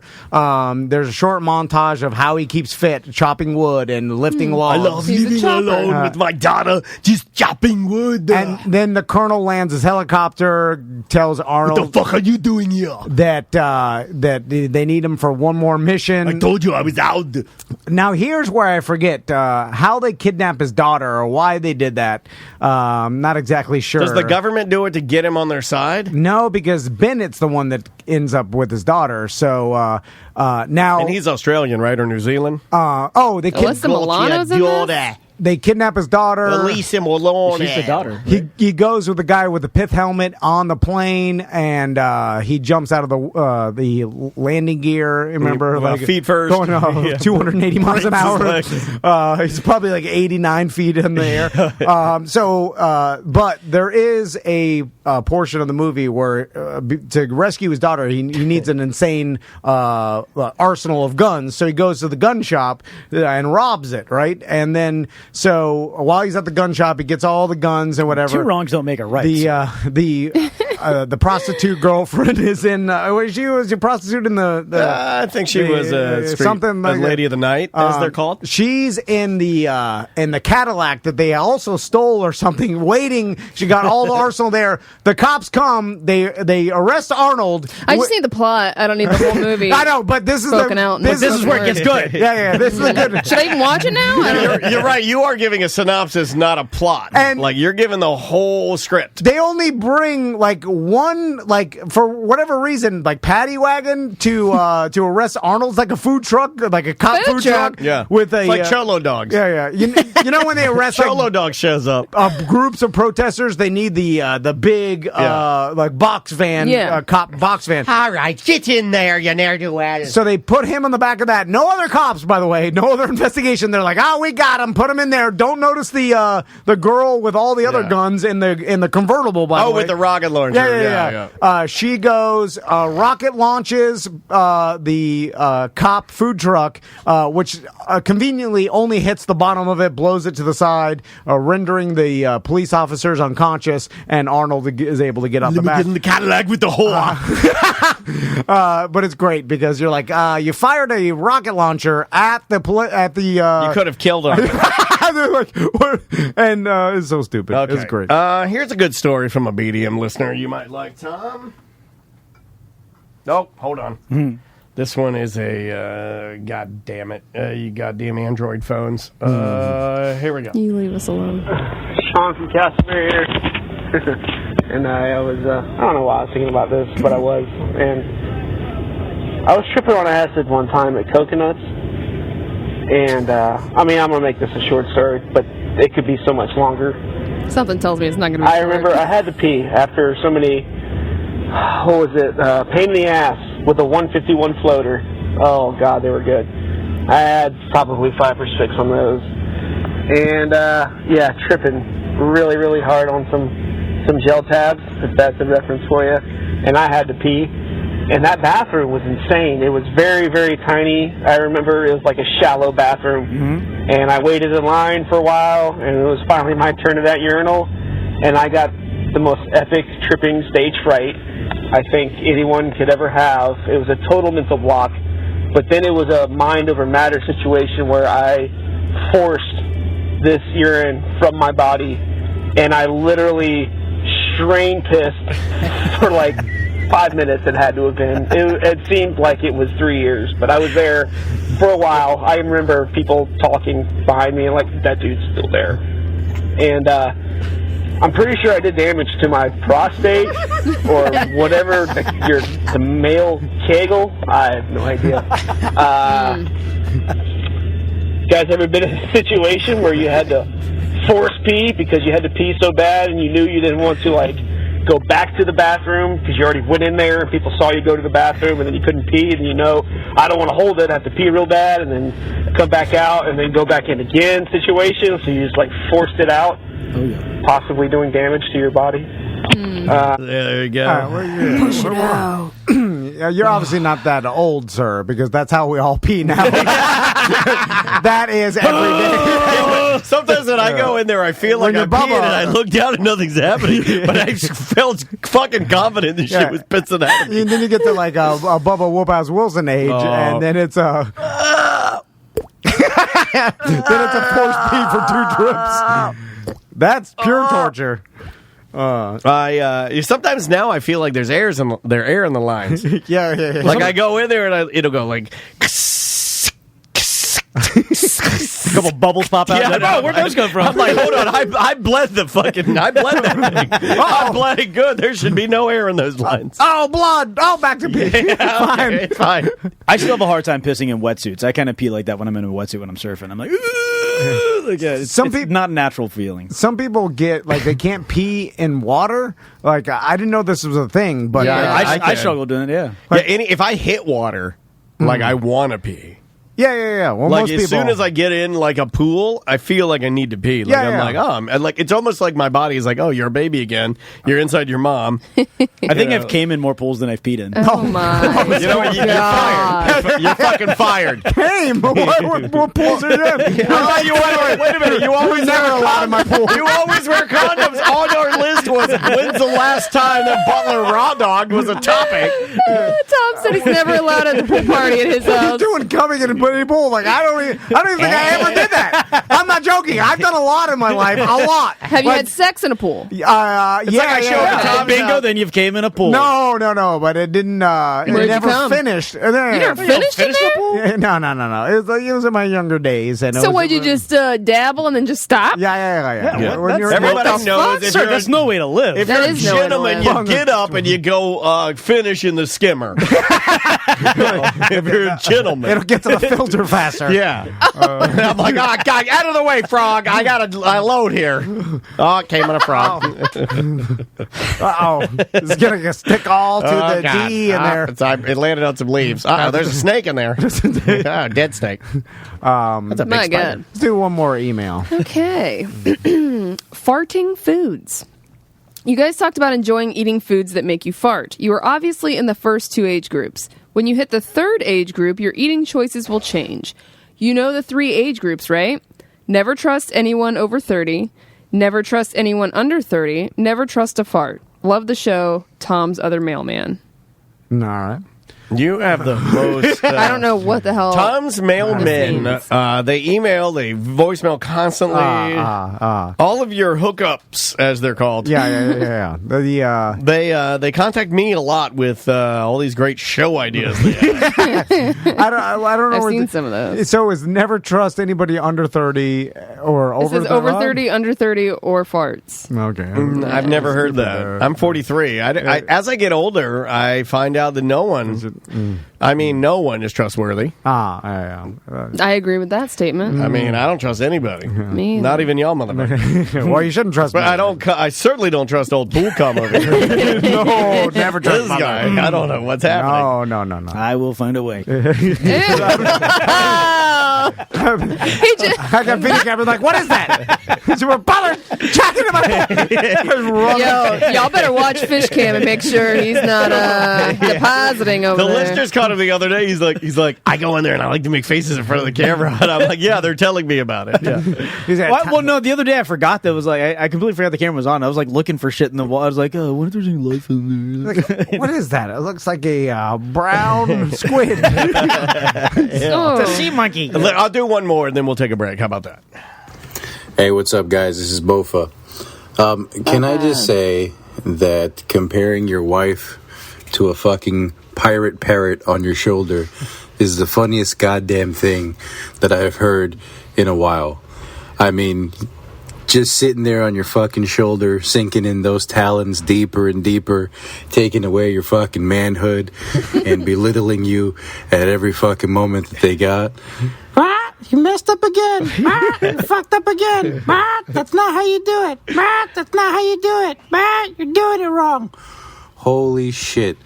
I really lost my shit, guys. Great stuff. Love you guys. Peace. That's a Tom Van original, the wife parrot. Also extremely disrespectful. Extremely. It's I mean, there's a reason why this guy thought it was funny. I'm just saying, someone related to it. Like most motivational. It wasn't funny when I got a call. There like it is. most motivational speakers, you look at your audience, right, your constituency, and you look at them and you go, hopefully in some way that will resonate with you. Right? That's what you say. And you said that. If it doesn't, then you're out of a job. I'll do one. I'm still working. I'll do one more because this one might be a little eye-opening. I never thought this way about our good friend, Canadian Josh. Oh, no. Hi, guys. It's Canadian Josh. Question, and I realize I could look this up on Google, but I'm not going to because I think it would make a good discussion for the show. The pink wand you see in adult videos. What is it? What's it called? What does it do? I see it when I'm in the heat of battle. But obviously I'm not going to stop and look it up then. And then, when the battle's over, ultimate shame, delete everything. Not going to Google it. And I just heard Dan talking about it, and I don't know what that is. Do you guys know? I'll hang up and listen. Love you guys. BDM for life. Yeah, it's like a remote controlled wand. Like a remote control vibrator. Yeah. But Fair Villa has them for sure. Yeah, you can buy them at Fair Villa. You can do that new pickup service where you phone them, you tell them, hey, I need one of those pink. Is it a Hitachi or? Yeah, all the cam girls have them. You call, you tip them, and they vibrate. That's how it works, then you can control the wand, and you can turn it up or down based on the Bluetooth interface. It's pretty fucking ingenious, if you ask me. I've never used one. I've never tipped a girl on any of those campsites. Now, but it seems pretty cool to me if you're into that thing. I don't know anything about anatomy, obviously. Right. From you've heard me talk. But I also got weirded out thinking about Canadian Josh jacking off. I've never thought about it. Don't talk about it. So it's weird, right? I imagine he's in his work truck. I just want him lonely in his ambulance at all times. He's back in the ambulance. Yeah, no jacking off. I just want him laying. Not in the cotton cotton balls. Churning the syrup. I don't know why I think he has cotton balls, but every doctor has cotton balls. No, they don't. I see it. They're in the jar. So not in the stethoscope. I'm going to ask Samantha because I don't trust Butler for sure. Old Cumble and Daniel. I don't know. So I just got an idol. So vibrators, I assumed. This is how we sexually harass you live on the air. That they were for the outside, for like the top. The top of what? And yeah. No, don't help him. I need to know what he knows. And you're right. I didn't think it did anything if it was inserted inside and then vibrates. I thought that the vibration was to stimulate. I don't know that either. Actually, I'll go with him on this one. I don't know if vibration in the cave would help. Is as good as vibration on the mound. yeah. Right? Because in the cave, it seems like it's a waste. Jesus did what's sermon great on the mound. is that you guys have a sponsor that could answer these questions for you. However, I guess since I'm the only female here, I will answer. We don't know. What goes on in the cave? There's a lot of things going on in the cave. The thing is, every body is different, right? Every girl gets off differently. So some people use it on the outside, some people use it on the inside. Once a month, and some people use it on both. A Ku Klux Klan member walks into my wife's cave and then comes out and he's looks like Daredevil. God damn it. Did you just call your dick a KKK member? No, I was talking about once a month. It's tampon time. The old crimson that's some bullshit. So yeah, it is. It can feel good. Yes. Okay. All right.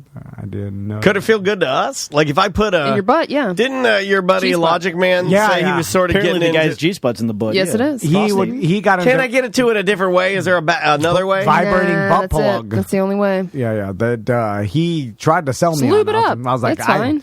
I have a hard time putting on socks. I'm not doing that. You gotta lube up your feet.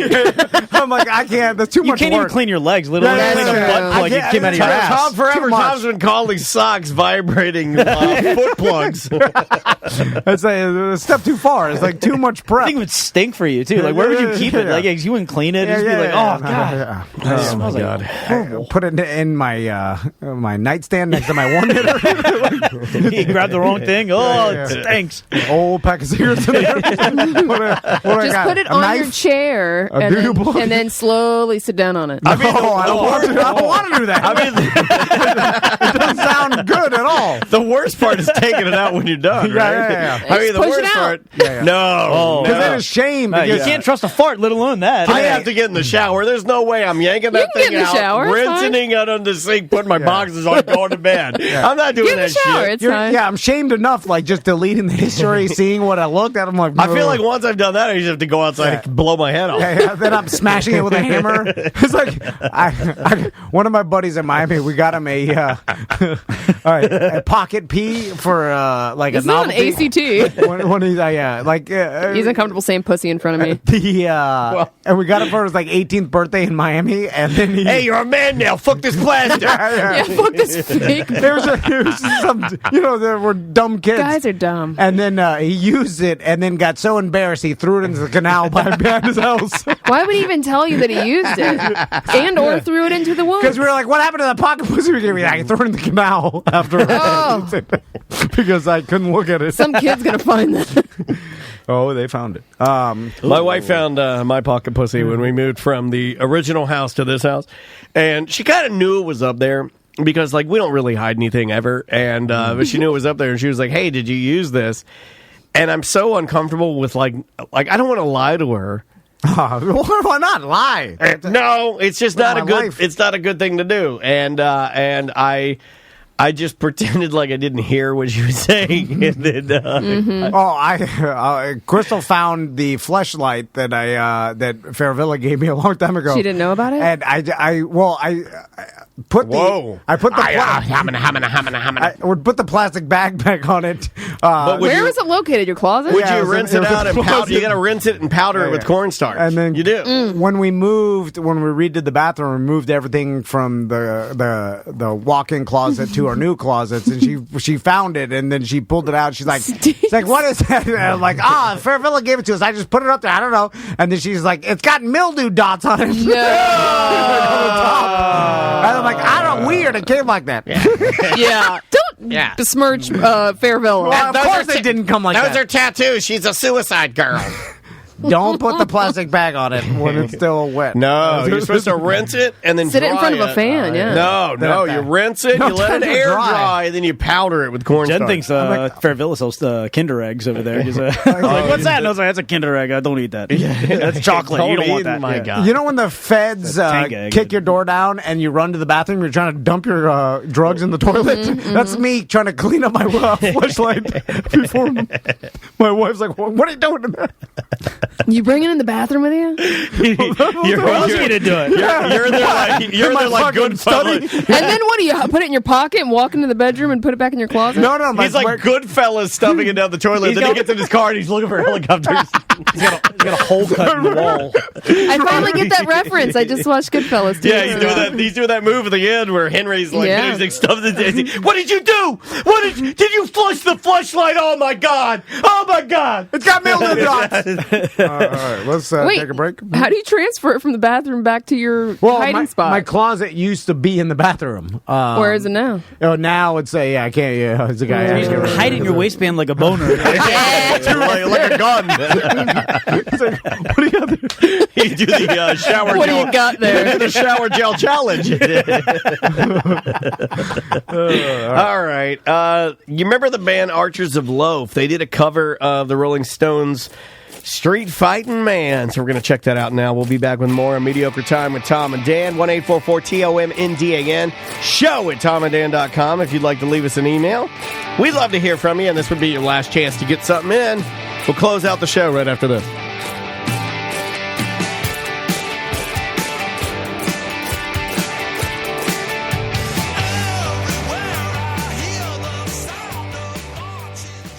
Number one with fast fun. 7 of 5 bars.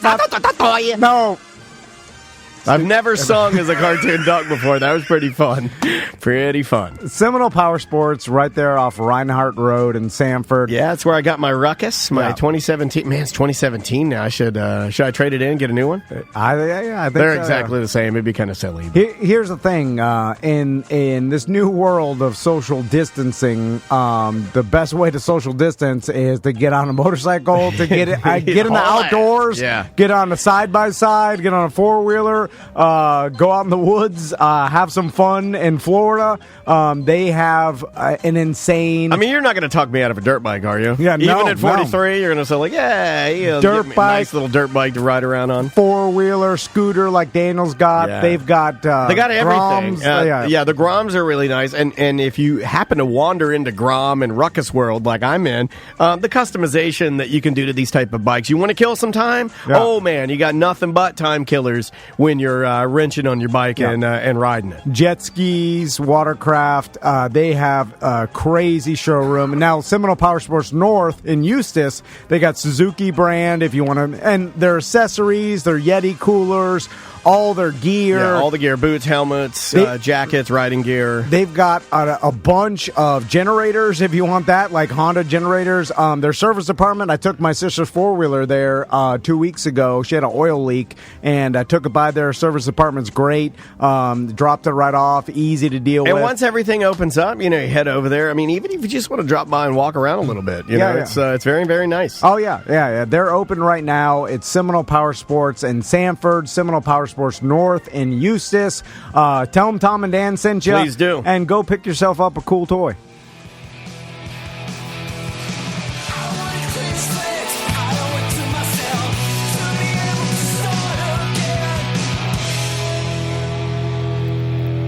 The name of the band is Fake Names. Name of the song, Heavy Feather. Welcome back to A Mediocre Time with Tom and Dan. I'm Dan. I'm Tom. Samantha, our producer's here. Butler is stinking up the bathroom. What do you want to do now? Let's do a little bit of Dump 'em Out. We got a bunch of topics that I got to get my intro ready for Dump 'em Out. But, hey, I feel like we're all friends here. It'll get to me when I get to it. Normally you give us the rundown, right? So, I'll just go straight down the list. Yeah, do it. I see my new smoothie boy is on here. Okay, so you have a new smoothie boy. What happened to Dante? Well, he's moved on to bigger and better things. Come on, Then there was the smoothie girl. But Tom said that she pays him no mind.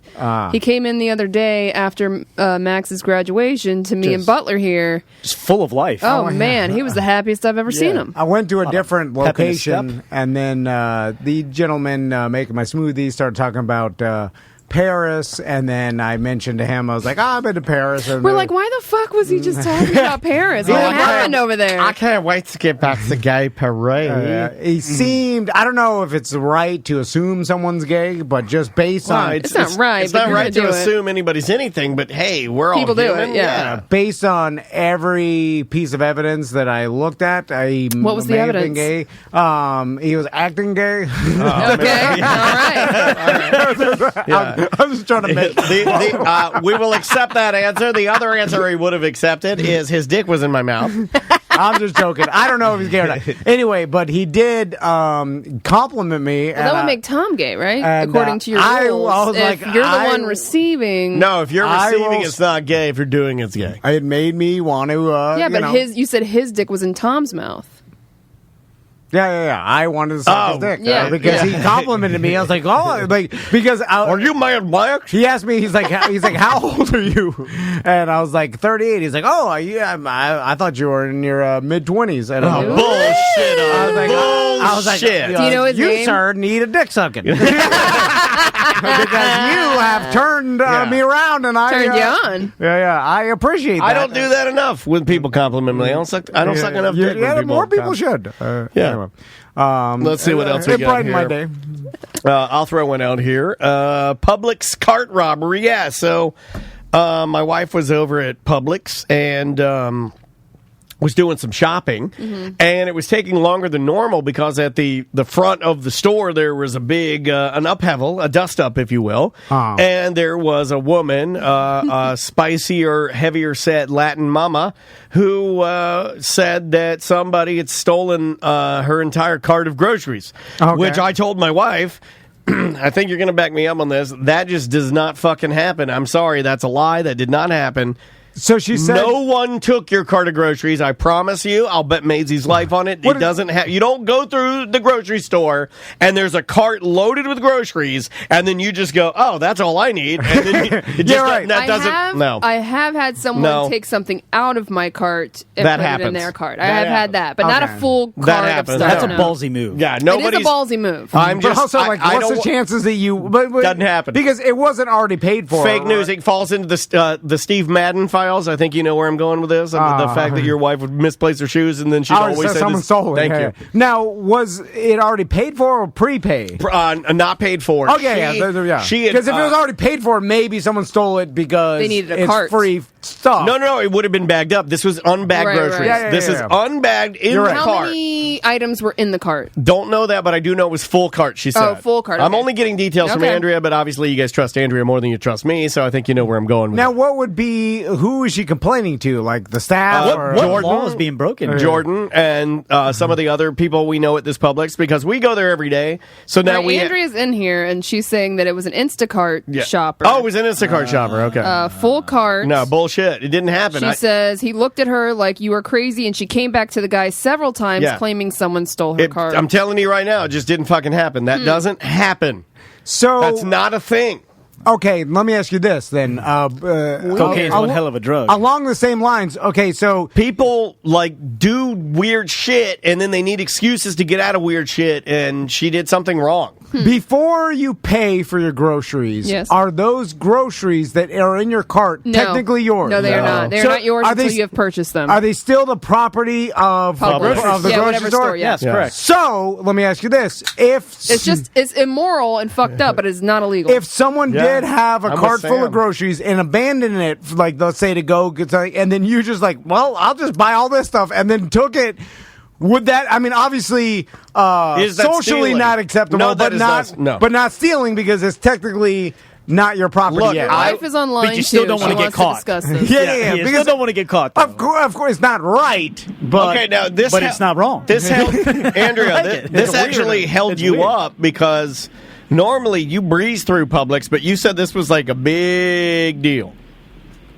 Yeah, so I saw this lady. She was near the produce section. And she was kind of in my way when I was trying to get something. And then I saw her later making this big hubbub with the Publix people, like, someone stole my cart. And I'm like, and I'm looking at this guy. I have my mask on. He has a mask on. And we're just having to, like, lock eyes. Like, what is she saying? Like, she's saying someone stole her cart. And this went on because I was kind of still going down my aisle. She came back to him several times, like 30 minutes, saying somebody stole her cart. Well, and it was full when I first saw her. And I was like, nobody steals a cart of unpaid Doesn't food. happen. No. Weird. I don't know unless it's full of how it ended. We need to talk to Jordan. Yeah, it doesn't. It just that is so it's not a crazy person, or she left it. I just believe that, honestly, like, I just don't think that's a thing. I wonder how many carts. I think she left it like on an aisle and just didn't. I don't know. Didn't remember. Like maybe a public person pushed it out of the way. Right. Maybe a Publix worker thought someone abandoned it.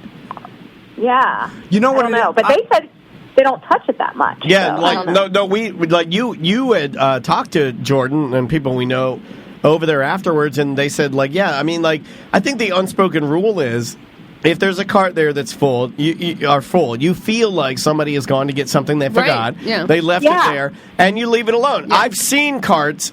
I don't know, 1 out of every 4 times I go, I'll see a cart unattended that somebody's filled that is, just sitting there.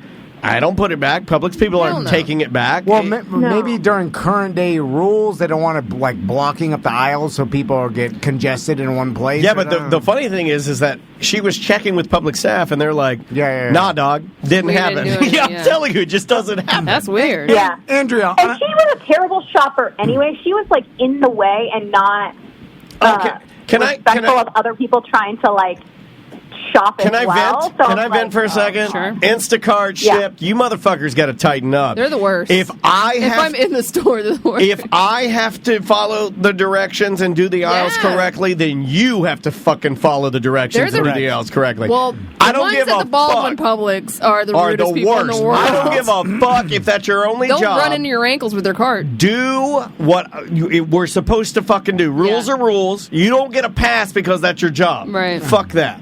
Hold on. Don't yell at the people I send to risk their lives for me. It's like when you want a message delivered in the war. You're like, hey, buddy, start running towards the machine guns and don't stop until you get to the other side. That's what So that's what you look at Instagram. Okay, perfect analogy. So I don't know how we didn't ask you about this, Andrea, but you are a true American hero and stopped a house fire. A house fire. So tell us about that. I was like, what? Yeah. She stopped a house fire. So you were jogging? Tuesday, I left the house and turned to go toward the lake to go on a run. And I'm like getting my, earbuds in. I'm getting my music up. I'm getting my app. And I'm like, man, it smells like fire out here. That's weird. And it really was strong, so it wasn't like, oh, the wind is just carrying, they're doing a controlled burn. And I'm like, man, it's getting stronger. And so then I'm like looking around and I look up and down the street, and the third floor apartments have this wooden structure that's over top of it, and it's smoking. And I was like, okay. And so I just stopped for a second because I wanted to see maybe somebody's grilling, but then I see the smoke is coming straight from the wood that's on the porch. And I was like, oh my God. That's weird. So I'm by myself. There's nobody around. It doesn't look like there's anybody on this porch. Nobody's like looking at it. So I was like, I have to call the fire department because selfishly I'm like, I don't want it going from these apartments then into our townhome bank and then just, going through all the I mean, obviously those houses, apartments are all connected. If you see something like that, not that it's any different for a single home family, but, it could be a lot more homes. So I'm glad you reported it. Right. So I called the fire department. They were there so fast, but they blew past me at first because there was another incident down at the lake. They saw police cars, so they blew past me to go straight to the police cars. And then, I called 911 back, and I was like, no. They went past me, and they're like, well, what are you wearing? I'm like, rainbow tights. You can't miss me. So they came back. They jumped out, and they what are you wearing? Rainbow tights. I will have you know that those firefighters ripped those rainbow tights open, and they pumped her real good. I mean, they got her real good. They only got like one engine. Tom was like, a homo. Me, Louis C.K. My last special didn't sell too well. Got to get this job. So they brought the one engine, and then they were like, "Oh yeah, you don't need to stay." So like I run down to the lake to get ready to run, and the other incident was like this: the police officers are arresting this kid, and the police officers yelling at him like, "You can't outrun the helicopter!" And I was like, "What is happening right now?" And there's somebody going through this car like with gloves on.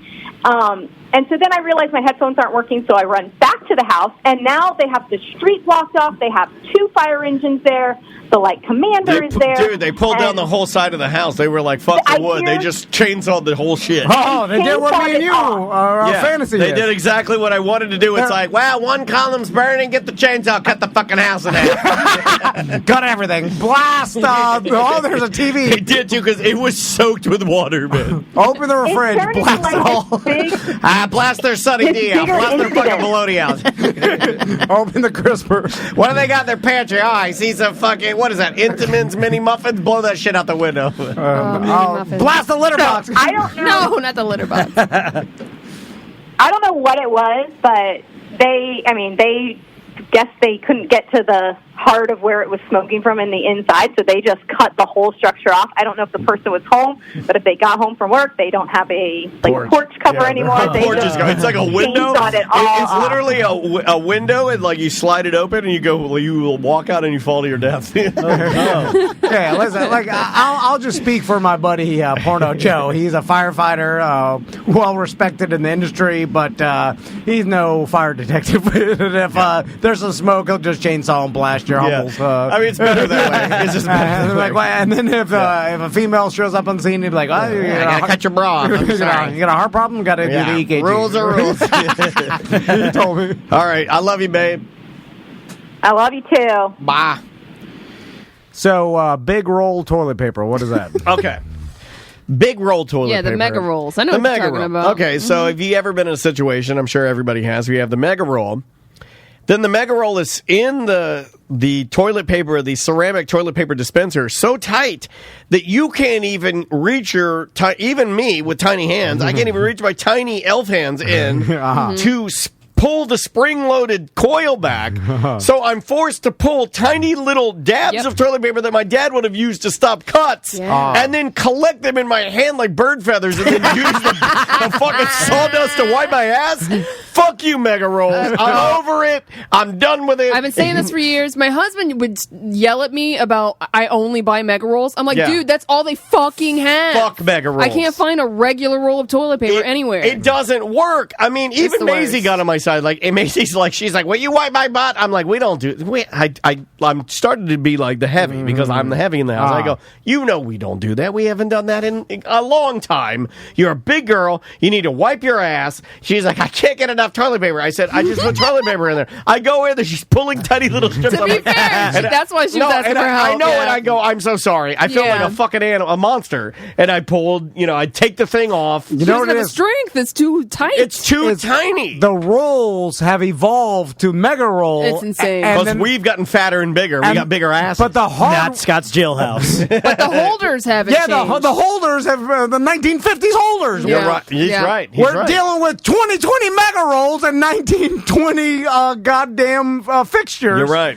They were made. Where do I buy a mega roll fixture? I need we that. got to invent that. Cut this part of the show out. Mega roll fixture. We should actually. Butler, mail this to ourselves. I'm telling you right now, I've never seen one. Like, they have to be made out of the ceramic. They have to be he's got the shitty Scott stuff. Yeah, well, that shit doesn't work. That's just like wax paper, and it just smears it all over my condition ass. for it now. It's like the evolution. It's kind of Tom is going to eventually tell his kids about this. I feel like Scott's it's wax paper. I'm just smearing turds all over my ass. Yeah. I did. I got myself some Scots. That was the last thing left, and it sucks. It's horrible. I was like, Scott's They trick you because each individual roll is pre-wrapped, so it's almost like a gift, but it's a shitty gift. Well, that's what they do in hotels and prisons. I want that shit. Yeah. I want one big Costco mega roll aloe. I like soft. We'll go with sewing machine. I'm pissed at my wife because she's ruining my joke about women and sewing machines and boxes. Oh, yeah. She's learning how to sew masks, and it's going to teach me how to hem so pants. crazy. Yeah, she's so crazy, so fuck her. I did my photo dream. Talk about your rockabye. Just from the Amazon porn? Yeah. So, and I think they're during ACT, which I'm virtually certain we're not allowed to talk about this as a subject. We probably should have cut a lot of that interview out. We have been pushing the limit on ACT so hard, and I don't fucking care. I think the FCC quit. I don't care. There's no such thing anymore. Yeah. Plus, it used to be crazy old ladies that had chemical imbalances. Yeah. They were Number one, they don't have radios. Number two, they're stuck inside right now and can't do shit. They're scared. They're scared to death. They died. They're more. They're more concerned about a lot of things. If you are looking for the positivity of COVID, is that a lot of the people that would complain about content are dead. I mean, I'm just saying. Somebody asked a question on the BDM page, who's better, Pee-wee or Jim Varney? And I said, well, nature made your decision for you. I mean, one of them wins no matter what. That's just the way it goes. That's the world. So sorry. We started talking about Amazon porn, and for those of you not familiar, there's a category like tall women or Amazon women. That's a kink for a gentleman, I guess. I like the tallies, yeah. And I don't like the term Amazon woman. And no, is that Wonder Woman's an Amazon. You're going to take my Amazon away, too? I'm taking it away for calling me that. Wonder Woman is an Amazon from that island. It was Amazonia. Amazonia. They're the badasses. What's the height minimum for an Amazonian woman? I don't know. I think they're taller than Sam. I think they're at least 6. Tall, big titties. I think at least 6 maybe makes you an Amazon. But anyway, there's a whole category of porn about it, and it's big in Japan. And the only reason I know this is because Japan seems to be pushing out the majority of Amazon. You threw out your clarification a little too quickly there. And in some of these videos, and they all got one-piece bikinis on for whatever reason. But by the way, I tested your theory because you said this yesterday, and goddamn it, you weren't like dead on with the one-piece bikinis. But apparently, because I like to study why I Googled that this morning. What people are into in this in the particular kink, and in the Amazon kink, you want the man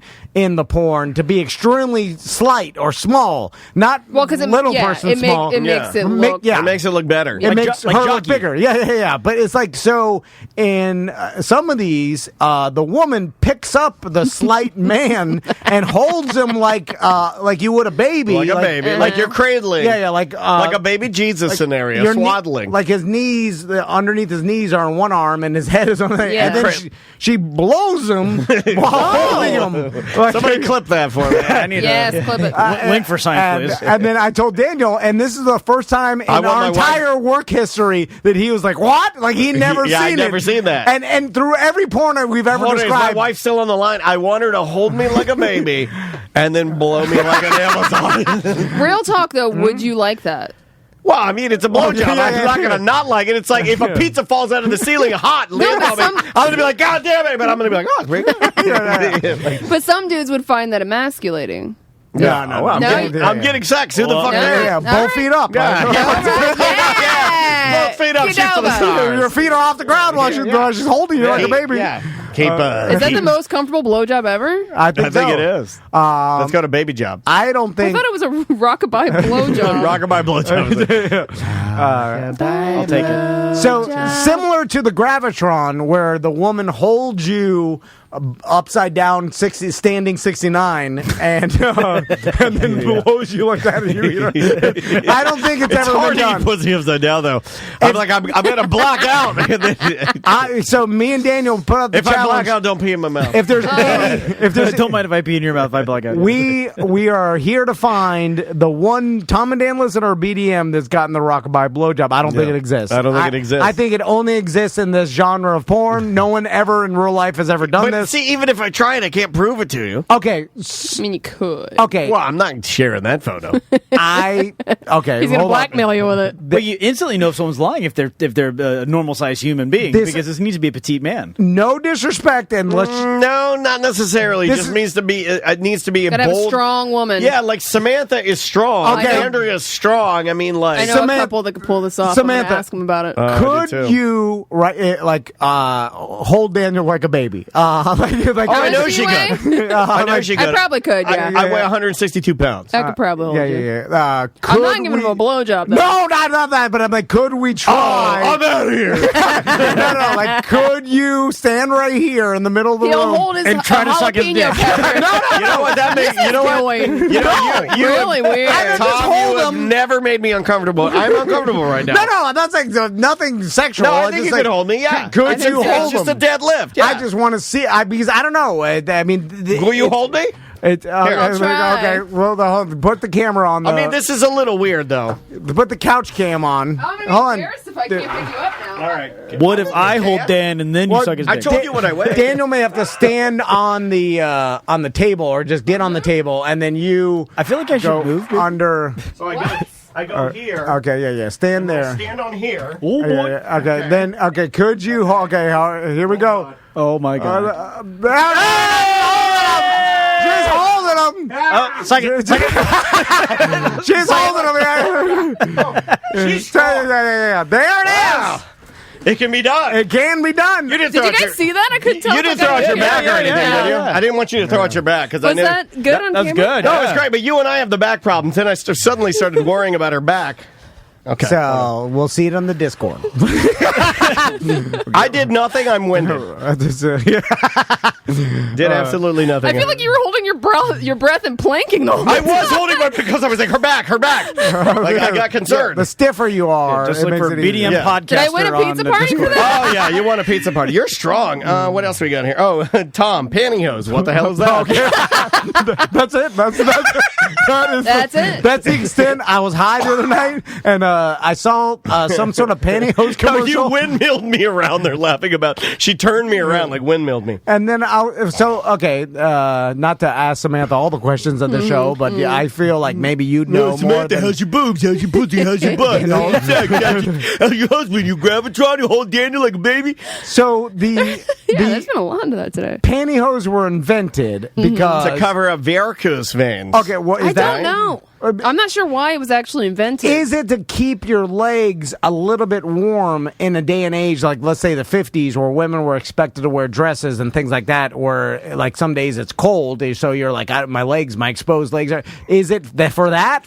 Was it for a little bit of warmth, or was I it don't think to there's any kind of Was it to warmth hide going the- on? or is it to hide your unshaven legs? or your skin? No, what was it? What No, is it was it? not I don't know. unshaved legs. No, because you can see the hairs. The reason I know that is when you wore your Robin costume, I could see your bush. Either that, or was yeah, it? my peeps were hanging out. Yeah. Or was it like actually trying to keep your legs warm and trying to hide your bare legs? So it was invented in 1953 by Alan Gant.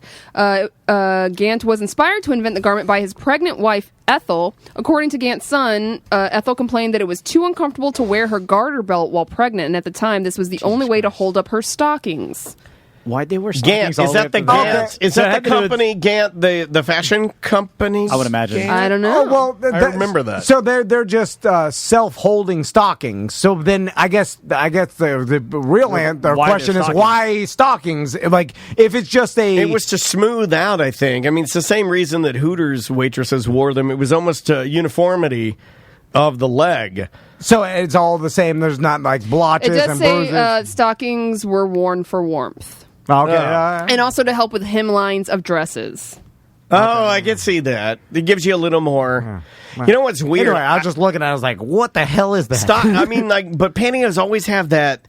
They always have a crotch pad. I didn't know they still made pantyhose. I don't know anyone that wears pantyhose in 2020. They have a crotch pad in the bottom. Yeah. They sell them in an egg, right? Yeah, well, that was Some legs. of them, yes. My mom used to buy those. Leggs, I think, legs. Yeah. And it came in the egg, and I would always be like, hey, Mom, when you're done, can I have that egg? So I put my G.I. Joes in it. You know, and she would give them to me, so I would use the leg egg as like a spaceship for like one of my guys, or, like to keep It's like the worst costume to wear for robbing a bank, too. Always wear like and so last subject is hot tub audio. Okay, What is it? we'll end with this. I got something for you that was sent to us by a listener.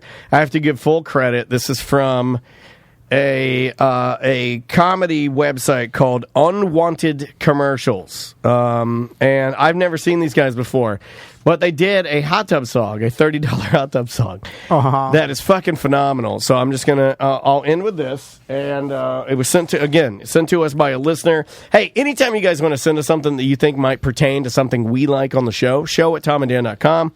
So here, it speaks for itself. People of Andover, Minnesota, I know what you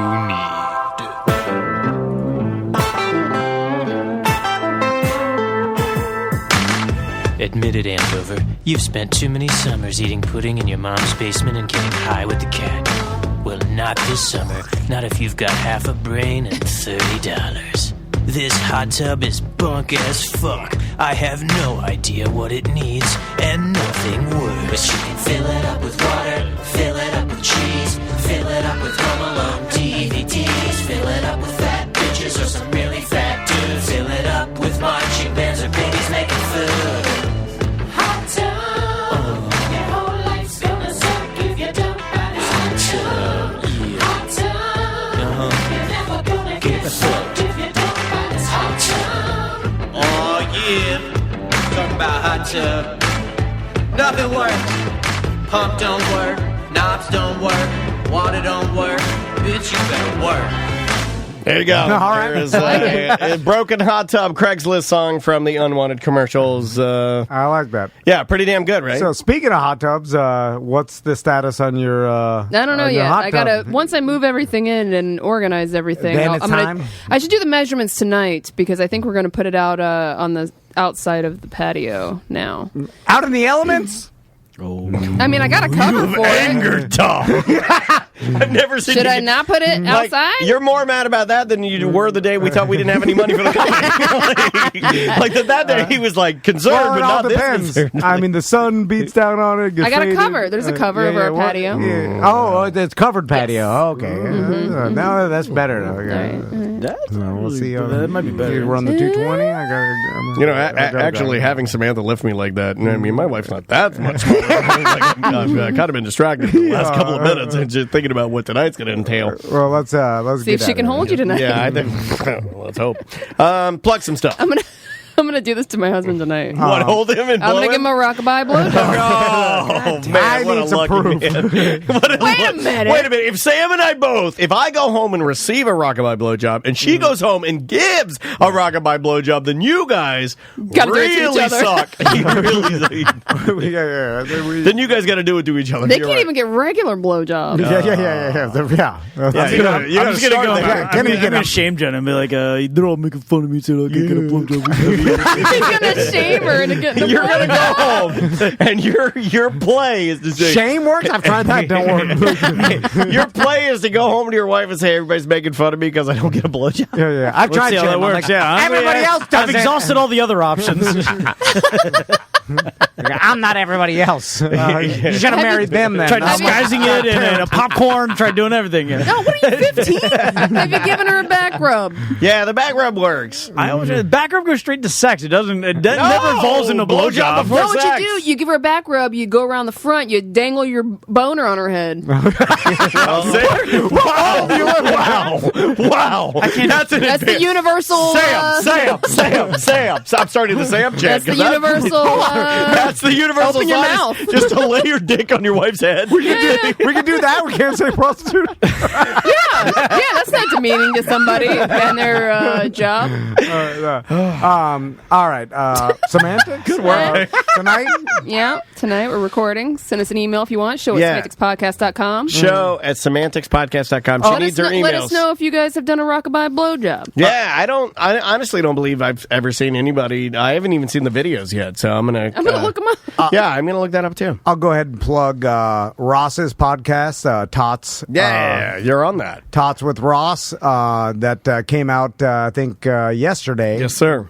Ross gave me a call. And Gave you a cold? What? I almost said Ross McCoy. Ross gave me a call. That is his name. Yeah. He called me and we did a show. So check out the latest episode on Tots with Ross. Yeah, you can check that out. Butler, anything to plug? Yeah, man. You can check out my wife's chiropractic office out in DeBerry, Health and Motion Chiropractic. They're following all the CDC guidelines, so definitely give them a call. You can check them out at droctor.com. There you go, Sam. We plugged your podcast. Yeah. If you want to plug something else, please do. No, that's about all I got to plug. Let's see. Howie, we gave you your toast. You know, hey, wherever you're at. I message him because I don't really know if he's, I don't know what's happening there. But, I'm sure we'll find out. But love to that guy. Our new sponsors, Sugarworks Distillery, Goldsmith Jewelry on Lee Road, and all of our sponsors still continue to support, especially the bars and restaurants that supported us. Oh, yeah. Go out to Johnny's tomorrow night.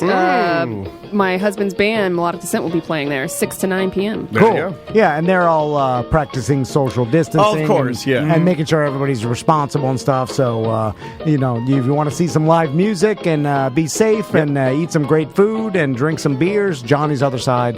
And then also order some gringos, Toughies, a West End, Celery City. We're inching our way back into what we, quote, think is normal. Who knows? It might change. A form of something. Yeah, a form of something. So, we're just inching our way forward to a form of something. But, hey, we can't thank the new sponsors that have, honestly, for me and Tom, the fact that you've decided to invest in us during this time means more than you know. Yeah. And the fact that we can hopefully get your message across with some humor and have a little bit of fun.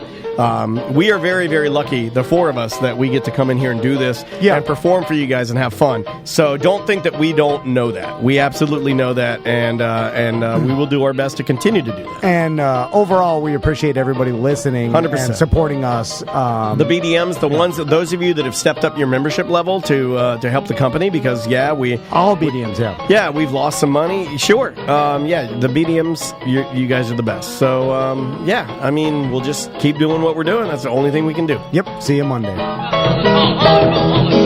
wait a minute. I can't publish that. It's mediocre. And now it's time for the Tom and Dan end of the show footnotes. Today you heard music from Tim Carmen and the Street 45s. It's just Boston funk, and they didn't overthink it. Recorded live and mixed in just 2 days, what you're hearing here is just pure improvisational funky goodness. From their brand new Live at State Park album, you heard their cover of Jimmy Smith's Root Down and Get It. And I know you know the song because of the Beastie Boys, who made it popular again on their 1995 Root Down EP release. Grab this album. Tim and his band are amazing. Next up was some new old music from our good friend and musical wizard Pariah Mike. Now, you've laughed and bobbed your head to all of his parody songs on Weird Job Wednesday and on Sam's podcast Semantics. From his old band Ire and Sentiment, you heard their track Become the Gray, which is a song that was written about most morning radio hosts' penises. I grew up listening to Archers of Loaf, or Archers of Loaf, not the Archers of Loaf, as Andrea was calling them this morning. And they've got a brand new single that they just released covering a song from the Rolling Stones and Rod Stewart. A lot of people don't know that Rod Stewart actually covered this song on his debut release. You heard their version of Street Fighting Man. North Carolina should be very proud of these guys. We closed out the show with another track from the punk supergroup Fake Names. Any band that has Brian Baker in it is just fine with me. Brian Baker, Bad Religion, Minor Threat. You heard their song, Heavy Feather. And the entire album is a really good punk listen. I think you'll dig it. On that note, we'll see you next week.